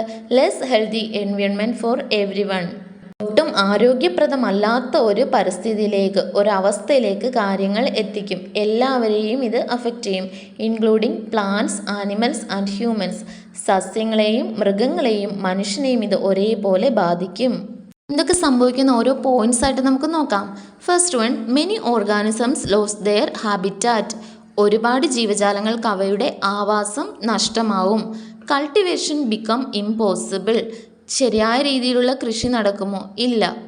It spreads diseases. അസുഖങ്ങളൊക്കെ പടരാൻ തുടങ്ങും. Water sources become polluted. Water sources, ജലസംഭരണികളൊക്കെ എന്ത് ചെയ്യും? പൊല്യൂട്ടഡ് ആവും, മലിനമാകും. When it rain the impurities in soil will spread to the wells and other places. മഴ പെയ്യുമ്പോൾ എന്ത് സംഭവിക്കും മക്കളെ? മണ്ണിൽ കലർന്നിട്ടുള്ള ഈ ഇംപ്യൂരിറ്റീസ്, മാലിന്യങ്ങൾ എല്ലാം കൂടി മണ്ണിൽ നിന്നും സ്പ്രെഡ് ചെയ്ത് കിണറുകളിലേക്കും മറ്റ് സ്ഥലങ്ങളിലേക്കും ഒക്കെ ഒഴുകിയെത്തും. അങ്ങനെ ആ ഒഴുകിയെത്തപ്പെടുന്ന സ്ഥലം കൂടി പൊല്യൂട്ടഡായി മാറും. What are the other factors which get polluted like this in our surroundings? നമ്മുടെ ചുറ്റുപാടിലുമുള്ള എന്തൊക്കെ മറ്റ് ഫാക്ടേഴ്സ് സോയിൽ പൊല്യൂഷൻ പോലെ പൊല്യൂട്ടഡ് ആവുന്നുണ്ടെന്നാണ് ചോദിച്ചിരിക്കുന്നത്. എന്തൊക്കെയുണ്ട് മക്കളെ? മെയിനായിട്ട് air pollution. Next water pollution. Observe the pictures and find out the situations of air pollution. താഴെ 4 പിക്ചേഴ്സ് തന്നിട്ടുണ്ടല്ലേ, അതൊക്കെ നിരീക്ഷിച്ച് എയർ പൊല്യൂഷന് കാരണമാകുന്ന സാഹചര്യങ്ങൾ കണ്ടെത്താനാണ് പറഞ്ഞിരിക്കുന്നത്. ഫസ്റ്റ് പിക്ചർ എന്താ മക്കളെ? പബ്ലിക് പ്ലേസിൽ കൂടുതൽ അളവിൽ ആഹാരം പാകം ചെയ്യുന്നു. അപ്പോൾ അതിൽ നിന്നും പുക ഉണ്ടായി പുറത്തേക്ക് പോകുന്നുണ്ട് അല്ലേ? So cooking large quantities of food in public places leads to produce heavy smoke to the atmosphere. അന്തരീക്ഷത്തിലേക്ക് കൂടുതൽ അളവിൽ പുക വമിക്കുന്നു, അങ്ങനെ എയർ പൊല്യൂട്ടഡ് ആവുന്നു. സെക്കൻഡ് പിക്ചർ നോക്കിക്കേ. Harmful gases from factories. ഫാക്ടറികളിൽ നിന്നൊക്കെയുള്ള വിഷമയമായ വാതകങ്ങൾ, അതും പുറത്തേക്ക് വന്ന് എയർ പൊല്യൂട്ടഡ് ആവുന്നു. തേർഡ് വൺ നോക്കിക്കേ. Wildfire or forest fire. കാട്ടുതീയുടെ ഒരു ചിത്രമാണ് കൊടുത്തിരിക്കുന്നത്. ഇതിൽ നിന്നും പുകയുണ്ടായി എയർ പൊല്യൂട്ടഡ് ആവുന്നുണ്ട്. ലാസ്റ്റ് വൺ എന്താ മക്കളെ? Uses of pesticides. കീടനാശിനിയുടെ ഉപയോഗം. ഈ 4 ആക്ടിവിറ്റീസും എയർ പൊല്യൂഷന് കാരണമാകുന്നുണ്ട്. Next page. Discuss and write down the harmful effects of air pollution. വായു മലിനീകരണം എങ്ങനെയൊക്കെ നമ്മളെ ദോഷകരമായി ബാധിക്കുന്നു എന്ന് ഡിസ്കസ് ചെയ്ത് എഴുതാനാണ് പറഞ്ഞിരിക്കുന്നത്. First one, it causes diseases like asthma and breathing problems. ശ്വാസകോശ രോഗമായ ആസ്മയും മറ്റ് ശ്വസന രോഗങ്ങളും ഉണ്ടാകുന്നു. Air pollution harms not only humans but also animals and plants. മനുഷ്യനെ മാത്രമാണോ എയർ പൊല്യൂഷൻ ബാധിക്കുന്നത്? അല്ല, സസ്യങ്ങളെയും ജന്തുജാലങ്ങളെയും ഇത് ബാധിക്കുന്നു. Third one, it causes acid rain, global warming and ozone depletion. Acid മഴ പെയ്യാനും ആഗോള താപനത്തിനും ഓസോൺ പാളിയുടെ ശോഷണത്തിനുമൊക്കെ എയർ പൊല്യൂഷൻ കാരണമാകുന്നു. Air pollution can have harmful effects on our health. നമ്മുടെ ശരീരത്തിൽ ദോഷകരമായ എഫക്റ്റാണ് എയർ പൊല്യൂഷൻ കാരണം ഉണ്ടാകുന്നത്. Every year about 7 million people die in the world due to various diseases caused by air pollution. വായു മലിനീകരണം കാരണമുണ്ടായ പലതരത്തിലുള്ള അസുഖങ്ങൾ ബാധിച്ച് എല്ലാ വർഷവും ലോകത്തിൽ 7 മില്യൺ ആളുകൾ, അതായത് 70 ലക്ഷത്തോളം ആളുകൾ മരിക്കുന്നുവെന്നാണ് പറഞ്ഞിരിക്കുന്നത്. എത്ര വലിയൊരു മരണനിരക്കാണല്ലേ മക്കളെ. Air pollution can have a harmful effect not only on humans but also on plants and animals. വായു മലിനീകരണം നമ്മൾ മനുഷ്യന്മാരെ മാത്രമാണോ ബാധിക്കുന്നത്? അല്ല, മറിച്ച് പ്ലാന്റ്സിനെയും ആനിമൽസിനെയും, സസ്യങ്ങളെയും ജന്തുക്കളെയും മോശമായി ബാധിക്കുന്നു. Harmful effects of air pollution are declining crop yields, acid rain, global warming, ozone depletion etcetera. എന്തൊക്കെയാണ് മക്കളെ? കൃഷിയിൽ വിളവ് കുറയുന്നു, ഡിക്ലൈനിങ് ക്രോപ്പ് yields, പിന്നെ ആസിഡ് മഴയുണ്ടാകുന്നു, ഗ്ലോബൽ വാർമിംഗ് ആഗോള താപനം, ഓസോൺ ഡിപ്ലഷൻ ഓസോൺ പാളിയുടെ ശോഷണം. Next observe the pictures. ഈ 2 പിക്ചേഴ്സ് നോക്കിയ മക്കളെ. In which circumstances does water get polluted? ഏത് സാഹചര്യങ്ങളിലൊക്കെയാണ് ജലം മലിനമാകുന്നത്? First one, throwing organic waste into water sources. ജൈവ മാലിന്യങ്ങളൊക്കെ വാട്ടർ സോഴ്സിലേക്ക് വലിച്ചെറിയുന്നത്. സ്പില്ലേജ് ഓഫ് കെമിക്കൽ സബ്സ്റ്റൻസസ്, രാസവസ്തുക്കളുടെ ചോർച്ച. Disposal of plastic waste, plastic waste വലിച്ചെറിയുന്നത്. Disposal of household waste and industrial waste, വീട്ടിലെ മാലിന്യങ്ങളും ഇൻഡസ്ട്രിയൽ മാലിന്യങ്ങളുമൊക്കെ വലിച്ചെറിയുന്നത്. How does water pollution affect living things and humans എന്നാണ് ചോദിച്ചിട്ടുള്ളത്. എങ്ങനെയൊക്കെയാണ് ജലമലിനീകരണം ജീവിയ ഘടകങ്ങളെയും മനുഷ്യനെയും ബാധിക്കുന്നത്? അതിൻ്റെ ആൻസർ താഴെ കൊടുത്തിട്ടുണ്ട്. Water becomes polluted due to the presence of various chemicals and organic substances. Water എങ്ങനെയൊക്കെയാണ് മലിനമാകുന്നതെന്നാണ് പറഞ്ഞിട്ടുള്ളത്. ആ വെള്ളത്തിൽ രാസവസ്തുക്കൾ, കെമിക്കൽസും ഓർഗാനിക് സബ്സ്റ്റൻസസ്, ജൈവ വസ്തുക്കളും കലരുമ്പോഴാണ് വാട്ടർ പൊല്യൂട്ടഡ് ആവുന്നത്. Polluted water causes various health issues and diseases. ഈ മലിനമായ ജലം പലതരത്തിലുള്ള ആരോഗ്യ പ്രശ്നങ്ങൾക്കും അസുഖങ്ങൾക്കും കാരണമാകുന്നു. Waste from factories and houses, വീടുകളിൽ നിന്നും ഫാക്ടറികളിൽ നിന്നുമുള്ള മാലിന്യങ്ങൾ. പ്ലാസ്റ്റിക് വേസ്റ്റ്, പ്ലാസ്റ്റിക് മാലിന്യങ്ങൾ. പെസ്റ്റിസൈഡ്സ്, കീടനാശിനികൾ. ഒതർ കെമിക്കൽസ്, മറ്റ് രാസവസ്തുക്കൾ. പെട്രോളിയം മുതലായവ വാട്ടർ പൊല്യൂഷന് കാരണമാകുന്നു. The decrease in the level of oxygen in water is due to pollution. വെള്ളത്തിലെ ഓക്സിജൻ്റെ അളവ് കുറയാനുള്ള കാരണവും എന്താണ്? ഇത്തരം പൊല്യൂഷൻസ് ആണ്, മലിനീകരണങ്ങളാണ്. This is a threat to the lives of organisms living in water. വെള്ളത്തിൽ ജീവിക്കുന്ന ജീവജാലങ്ങൾക്ക് ഇതൊരു ഭീഷണിയാണ്. Next page, let's read Aadi's diary note. Aadi എന്ന കുട്ടി എഴുതിയ ഒരു ഡയറിയാണ് താഴെ കൊടുത്തിരിക്കുന്നത്. നമുക്കതൊന്ന് വായിച്ചു നോക്കാം. Natures fury. നേച്ചർ എന്താണ് മക്കളെ? പ്രകൃതി. ഫ്യൂറിയോ? ക്രോധം അല്ലെങ്കിൽ ഉഗ്ര കോപം. പ്രകൃതിയുടെ ഉഗ്ര കോപം. 2024 July 30. Our house was on a hill side. ഞങ്ങളുടെ വീട് ഒരു മലഞ്ചെരുവിലായിരുന്നു. House is an area that receives good rainfall. നല്ല മഴ ലഭിക്കുന്ന ഒരു പ്രദേശമായിരുന്നു ഞങ്ങളുടേത്. The monsoon rain was lashing down without any stop. ഇടതടവില്ലാതെ കാലവർഷം അതികഠിനമായി പെയ്യുന്നുണ്ടായിരുന്നു. It was raining heavily. തീവ്രമായി മഴ പെയ്യുന്നുണ്ടായിരുന്നു. The water level in the river had also risen. പുഴയിലെ ജലനിരപ്പ് ഉയർന്നു. If the water level rose further our house would be flooded. ഇനിയും ജലനിരപ്പ് കൂടിയാൽ ഞങ്ങളുടെ വീട് എന്താണ്? വെള്ളത്തിനടിയിലാകും, വെള്ളപ്പൊക്കത്തിൽ പെട്ട് പോകും. In the evening it began to rain severely. വൈകുന്നേരമായപ്പോൾ അതികഠിനമായി മഴ പെയ്യാൻ തുടങ്ങി. There was no electricity. Current ഉണ്ടായിരുന്നോ? ഇല്ല. ഇലക്ട്രിസിറ്റി ഉണ്ടായിരുന്നില്ല. We were afraid of what would happened if the rain continued. ഇങ്ങനെ തന്നെ മഴ ശക്തമായി പെയ്യുന്നത് തുടർന്നാൽ എന്ത് സംഭവിക്കുമെന്നോർത്ത് ഞങ്ങൾ പേടിച്ചു. We were paying attention to the danger warnings. അപായ സൂചന മുന്നറിയിപ്പുകളൊക്കെ ഞങ്ങൾ ശ്രദ്ധിച്ചുകൊണ്ടേയിരുന്നു. We noticed that the pets in the house were disturbed and making unusual noise. അപ്പോഴാണ് അവർ മറ്റൊരു കാര്യം ശ്രദ്ധിച്ചത്. എന്താണ്? വീട്ടിലെയും വളർത്തു മൃഗങ്ങളൊക്കെ അസ്വസ്ഥരായിക്കൊണ്ട് അൺയൂഷ്വലായിട്ടുള്ള പതിവില്ലാത്ത നോയ്സസ്, ശബ്ദങ്ങളൊക്കെ ഉണ്ടാക്കിക്കൊണ്ടിരിക്കുന്നു. Realising the danger my parents took us to a relative's house a short distance away from ours. ഈ സൂചനകളിൽ നിന്നൊക്കെ ആദിയുടെ അച്ഛനമ്മമാർ എന്ത് മനസ്സിലാക്കി? ഒരു വലിയ ഡേഞ്ചർ, ഒരു വലിയ അപകടം വരാൻ പോകുന്നെന്ന് അവർ മനസ്സിലാക്കി. അപ്പോൾ തന്നെ ആദിയുടെ വീട്ടിൽ നിന്നും കുറച്ച് ദൂരേക്ക് മാറി ഒരു റിലേറ്റീവിൻ്റെ, ബന്ധുവിൻ്റെ വീട്ടിലേക്ക് അവർ മാറി താമസിച്ചു. The rain did not stop. മഴ തോർന്നോ? ഇല്ല. We fell asleep. അവർ റിലേറ്റീവിൻ്റെ വീട്ടിലെത്തി അവിടെ ഉറങ്ങി. It was in the early morning that we heard the shocking news. അതിരാവിലെ തന്നെ വളരെയധികം ഞെട്ടിക്കുന്ന ഒരു വാർത്തയാണ് അവർ കേട്ടത്. Many people died in landslide. മണ്ണിടിച്ചിലിൽ ഒരുപാട് ആളുകൾ മരിച്ചിരിക്കുന്നു. The destructive power of that huge natural disaster washed away our house, school, some friends, relatives and the entire village. എന്തിനേയും തകർത്ത് കളയാനുള്ള പ്രകൃതി ദുരന്തത്തിൻ്റെ ആ വലിയ നശീകരണ ശക്തിയിൽ ആദിയുടെ വീടും സ്കൂളും ചില ഫ്രണ്ട്സും റിലേറ്റീവ്സും എന്തിനേറെ ആ ഗ്രാമം ഒട്ടാകെ തുടച്ചു മാറ്റപ്പെട്ടു. Have you read Aadi's diary? നിങ്ങൾ ആദിയുടെ ഡയറി വായിച്ചോ? യെസ്. മക്കളെ, നിങ്ങൾ ആദിയുടെ ഡയറിയിലെ ഡേറ്റ് ശ്രദ്ധിച്ചായിരുന്നോ? 2024 ജൂലൈ 30.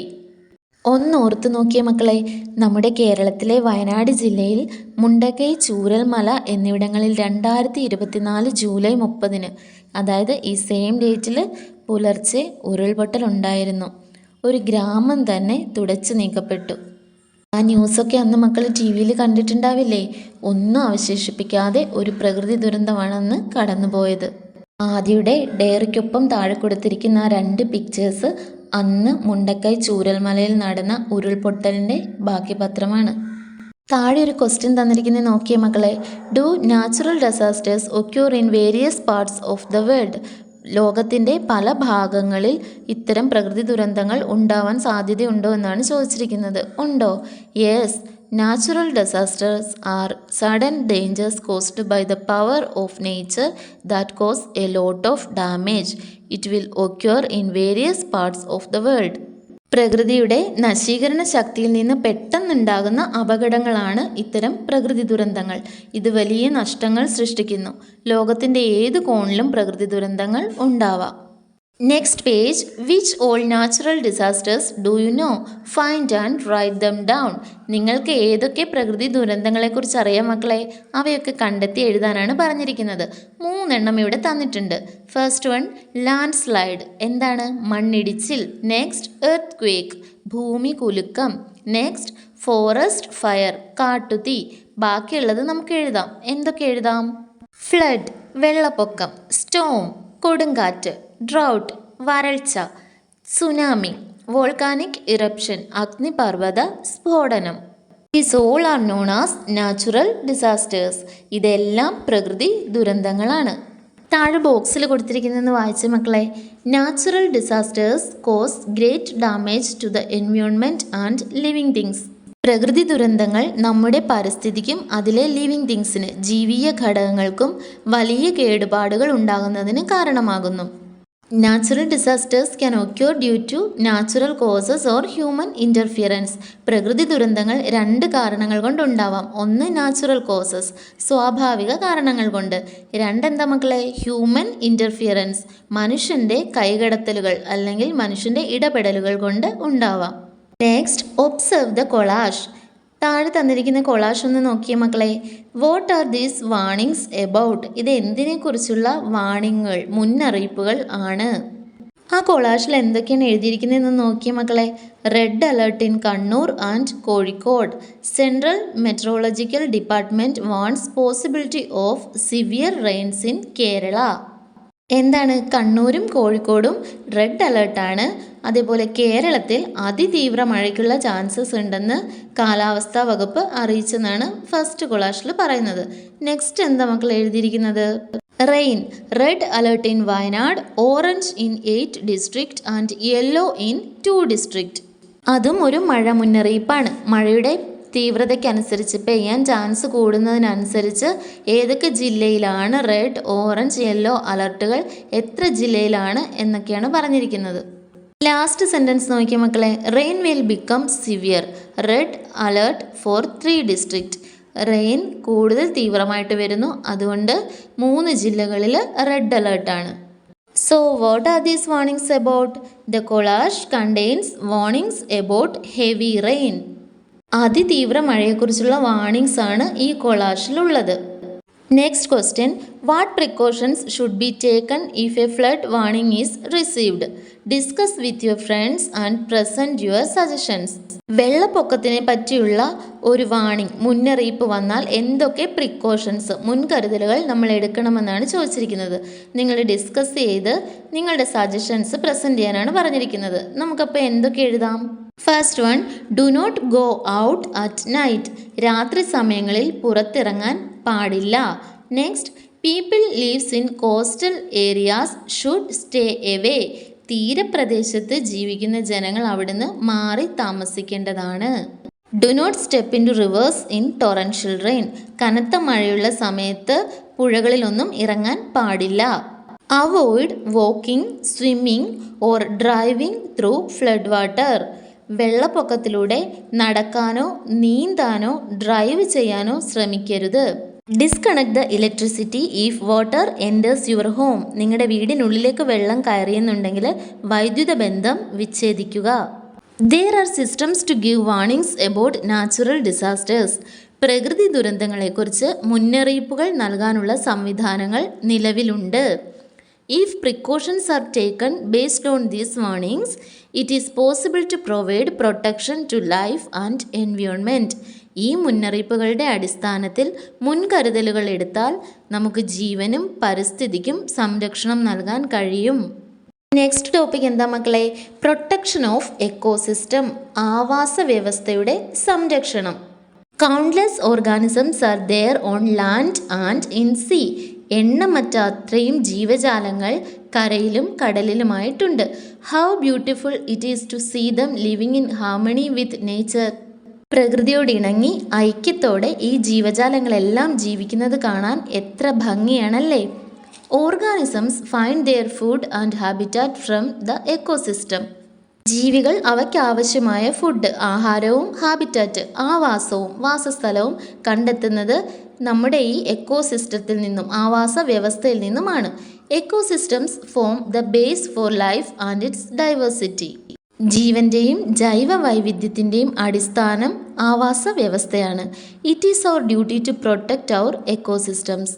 നമ്മുടെ ആവാസ വ്യവസ്ഥയെ സംരക്ഷിക്കുക എന്നുള്ളത് നമ്മുടെ ഓരോരുത്തരുടെയും ഡ്യൂട്ടിയാണ്, കടമയാണ്. We shall also participate in activities to protect the ecosystem. ആവാസ വ്യവസ്ഥയെ സംരക്ഷിക്കുന്നതിന് വേണ്ടിയുള്ള ആക്ടിവിറ്റീസിലും നമ്മൾ പാർട്ടിസിപ്പേറ്റ് ചെയ്യണം, പങ്കെടുക്കണം. ഇനി താഴെ കൊടുത്തിരിക്കുന്ന പിക്ചർ ഒന്ന് നോക്കിയേ മക്കളെ. 4 കുട്ടികൾ ചേർന്ന് ഒരു സ്ലോഗൻ എഴുതി പിടിച്ചിരിക്കുന്നത് കണ്ടോ? ഔർ എർത്ത്, നമ്മുടെ ഭൂമി. ഔർ ഫ്യൂച്ചർ, നമ്മുടെ ഭാവി. We ourselves are the protectors, നാം തന്നെയാണ് സംരക്ഷകർ. ലെറ്റ്സ് ഫോളോ ഗ്രീൻ പ്രോട്ടോകോൾ, പാലിക്കാം നമുക്ക് ഹരിത ചട്ടങ്ങൾ. Let's assess, connect the organisms with their habitats. First കോളത്തിൽ തന്നിരിക്കുന്ന ജീവജാലങ്ങളെ അവയുടെ ഹാബിറ്റാറ്റുമായിട്ട്, വാസസ്ഥലവുമായിട്ട് കണക്ട് ചെയ്യാനാണ് പറഞ്ഞിരിക്കുന്നത്. ഫസ്റ്റ് വൺ, വെയിൽ, തിമിംഗലം. തിമിംഗലത്തിൻ്റെ ഹാബിറ്റാറ്റ് ഏതാണ് മക്കളെ? ഫോറസ്റ്റ് ആണോ, ഓഷ്യൻ ആണോ, ഡെസേർട്ട് ആണോ, പോളാർ റീജിയൻ ആണോ? Ocean. Ocean is the habitat of a whale. Next penguin. പെൻഗ്വിൻ്റെ ഹാബിറ്റാറ്റ് ഏതാ? Polar region. സ്പോട്ടഡ് ഡിയർ, പുള്ളിമാൻ. പുള്ളിമാൻ്റെ ഹാബിറ്റാറ്റ് ഏതാ? ഫോറസ്റ്റ്. ലാസ്റ്റ് വൺ, ക്യാമൽ, ഒട്ടകം. ഒട്ടകത്തിനെ എവിടെയാണ് കാണാൻ കഴിയുന്നത്? ഡെസേർട്ട്. അപ്പോൾ ഇത്രയും ഓർഗാനിസംസും അതിൻ്റെ ഹാബിറ്റാറ്റും മനസ്സിലായില്ലേ? Second question, visit an ecosystem in your area and write down the names of the organisms you find there. Find out their interdependence. എന്ത് ചെയ്യാനാ മക്കളെ നിങ്ങളോട് പറഞ്ഞിരിക്കുന്നത്? നിങ്ങളുടെ പ്രദേശത്തുള്ള ഒരു ആവാസ വ്യവസ്ഥ നിങ്ങൾ സന്ദർശിക്കണം. എന്നിട്ട് അവിടെ കാണുന്ന ജീവജാലങ്ങളുടെ ഒക്കെ പേരുകൾ എഴുതി വെക്കണം. മാത്രമല്ല അവർ എങ്ങനെയൊക്കെ പരസ്പരം ആശ്രയിച്ചിരിക്കുന്നു, എങ്ങനെയൊക്കെ അവർ പരസ്പരം ഇൻ്റർഡിപ്പെൻഡൻ്റ് ആണെന്നും കൂടി കണ്ടെത്തണം. എന്ത് ചെയ്യാനാ മക്കളെ നിങ്ങളോട് പറഞ്ഞിരിക്കുന്നത്? നിങ്ങളുടെ പ്രദേശത്തുള്ള ഒരു ആവാസ വ്യവസ്ഥ നിങ്ങൾ സന്ദർശിക്കണം. എന്നിട്ട് അവിടെ കാണുന്ന ജീവജാലങ്ങളുടെ ഒക്കെ പേരുകൾ എഴുതി വെക്കണം. മാത്രമല്ല അവർ എങ്ങനെയൊക്കെ പരസ്പരം ആശ്രയിച്ചിരിക്കുന്നു. എങ്ങനെ എഴുതാം മക്കളെ? എക്കോസിസ്റ്റം വിസിറ്റ് റിപ്പോർട്ട് എന്ന് ടൈറ്റിൽ കൊടുക്കുക. Next, ecosystem I visited. എന്താണ് എഴുതേണ്ടത്? നിങ്ങൾ എവിടെയാണ് പോയത്, ഏത് എക്കോസിസ്റ്റമാണ് വിസിറ്റ് ചെയ്തത്? ഫീൽഡ്, വയൽ. Next, living things I saw in the field. Plants, paddy, rice, അരി. ഗ്രാസസ്, പുല്ലുകൾ. വീഡ്സ്, കളകൾ. നെക്സ്റ്റ്, ഇൻസെക്ട്സ് എഴുതാം. എന്തൊക്കെ ഇൻസെക്ട്സിനെ കണ്ടിട്ടുണ്ട്? ഡ്രാഗൺ ഫ്ലൈ, തുമ്പി. ബട്ടർഫ്ലൈ, പൂമ്പാറ്റ. ഗ്രാസ് ഹോപ്പർ, പുൽച്ചാടി. ആൻറ്റ്, ഉറുമ്പ്. കോക്രോച്ച്, പാറ്റ. ദെൻ ബേർഡ്സ് എഴുതാം. ക്രോ, കാക്ക. സ്പാരോ, കുരുവി. ഹെറൺ, കുളക്കൊക്ക്. King Fisher, പൊന്മാൻ. വാട്ടർ ഹെൻ, കുളക്കോഴി. നെക്സ്റ്റ്, അതർ ഓർഗാനിസംസ് എന്ന് കൊടുത്തിട്ട് റാറ്റ്, ഫ്രോഗ് ആൻഡ് സ്നേക്ക്. അപ്പോൾ നമ്മൾ വയൽ വിസിറ്റ് ചെയ്യുമ്പോൾ കാണാനിടയുള്ള ഓർഗാനിസത്തിൻ്റെ പേരുകളെല്ലാം എഴുതി. ഇനി എന്താണ് അതിൻ്റെ ബാക്കി ചെയ്യാൻ പറഞ്ഞിരിക്കുന്നത്? Find out their interdependence. അവരുടെ പരസ്പരാശ്രയത്വം എങ്ങനെയാണെന്നുള്ളത് കണ്ടുപിടിക്കണം. അതും കൂടി എഴുതാം. Next, how they are connected എന്നൊരു ടൈറ്റിൽ കൊടുക്കുക. അവരെങ്ങനെയാണ് തമ്മിൽ ബന്ധപ്പെട്ടിരിക്കുന്നത്? First point, grasshoppers and other insects eat the paddy. പുൽച്ചാടികളും മറ്റു പ്രാണികളും എന്താണ് കഴിക്കുന്നത്? പാടി, നെല്ല്. Next point, birds eat insects like dragonflies and butterflies. പക്ഷികൾ തുമ്പികളെയും പൂമ്പാറ്റകളെയും കഴിക്കുന്നു. Next, some birds eat small creatures and fishes in the field. ചില പക്ഷികൾ ഈ വയലിലുള്ള ചെറുജീവികളെയും മത്സ്യങ്ങളെയും കഴിക്കുന്നു. Then frogs eat insects. തവളകൾ പ്രാണികളെ കഴിക്കുന്നു. Snakes eat rats and frogs. പാമ്പ് എലികളെയും തവളകളെയും കഴിക്കുന്നു. Last point, dead and decaying animals turn in the soil and become fertiliser which helps the plant grow again. എന്താ മക്കളെ പറഞ്ഞിരിക്കുന്നേ? ചത്തുപോയതും ജീർണിച്ചതുമായ ജീവജാലങ്ങൾ മണ്ണിലേക്ക് അലിഞ്ഞു ചേർന്ന് ഫെർട്ടിലൈസറായിട്ട് വളമായിട്ട് മാറുന്നു.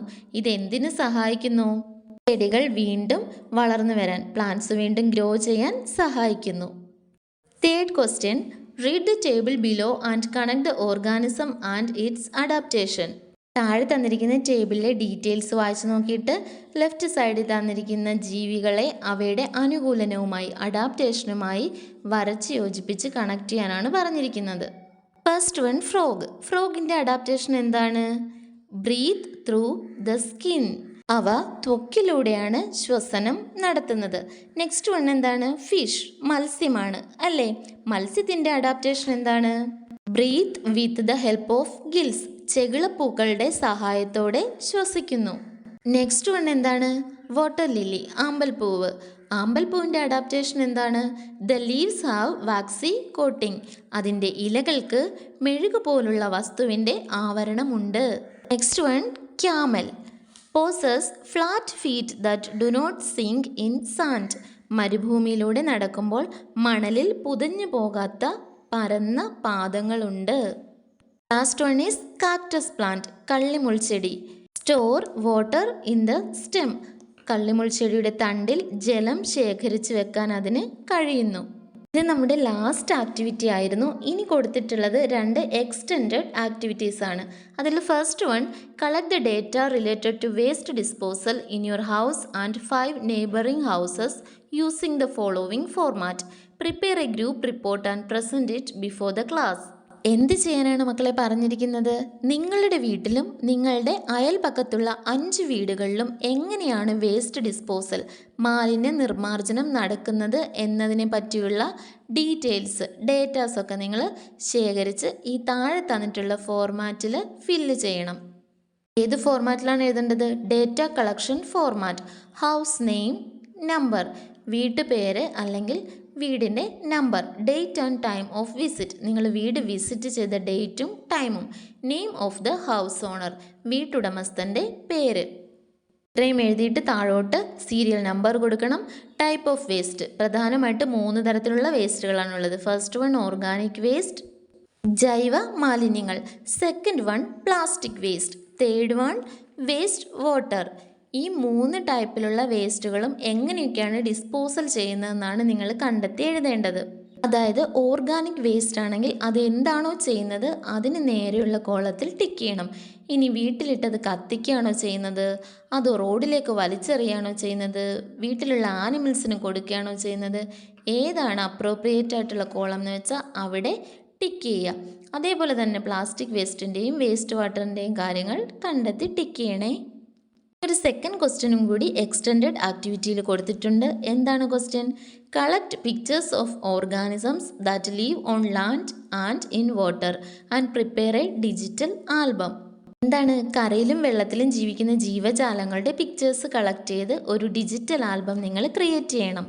ഇന്നത്തെ നമ്മുടെ EVS class first chapter organisms and surroundings എല്ലാ മക്കൾക്കും ഹെൽപ്ഫുൾ ആയി എന്ന് കരുതുന്നു. നന്നായി റിപ്പീറ്റ് ചെയ്ത് വായിച്ച് പഠിക്കണേ. ആക്ടിവിറ്റീസ് ഒക്കെ ചെയ്യണം. ഈ പഠിച്ച കാര്യങ്ങളൊക്കെ നിങ്ങൾ എൻവയോൺമെൻറ്റിലേക്ക് ഇറങ്ങുമ്പോൾ ഒന്ന് ഒബ്സർവ് ചെയ്ത് നോക്കുകയൂടെ ചെയ്യണേ. And stay tuned for next chapters. Thanks for listening my dear kids. By.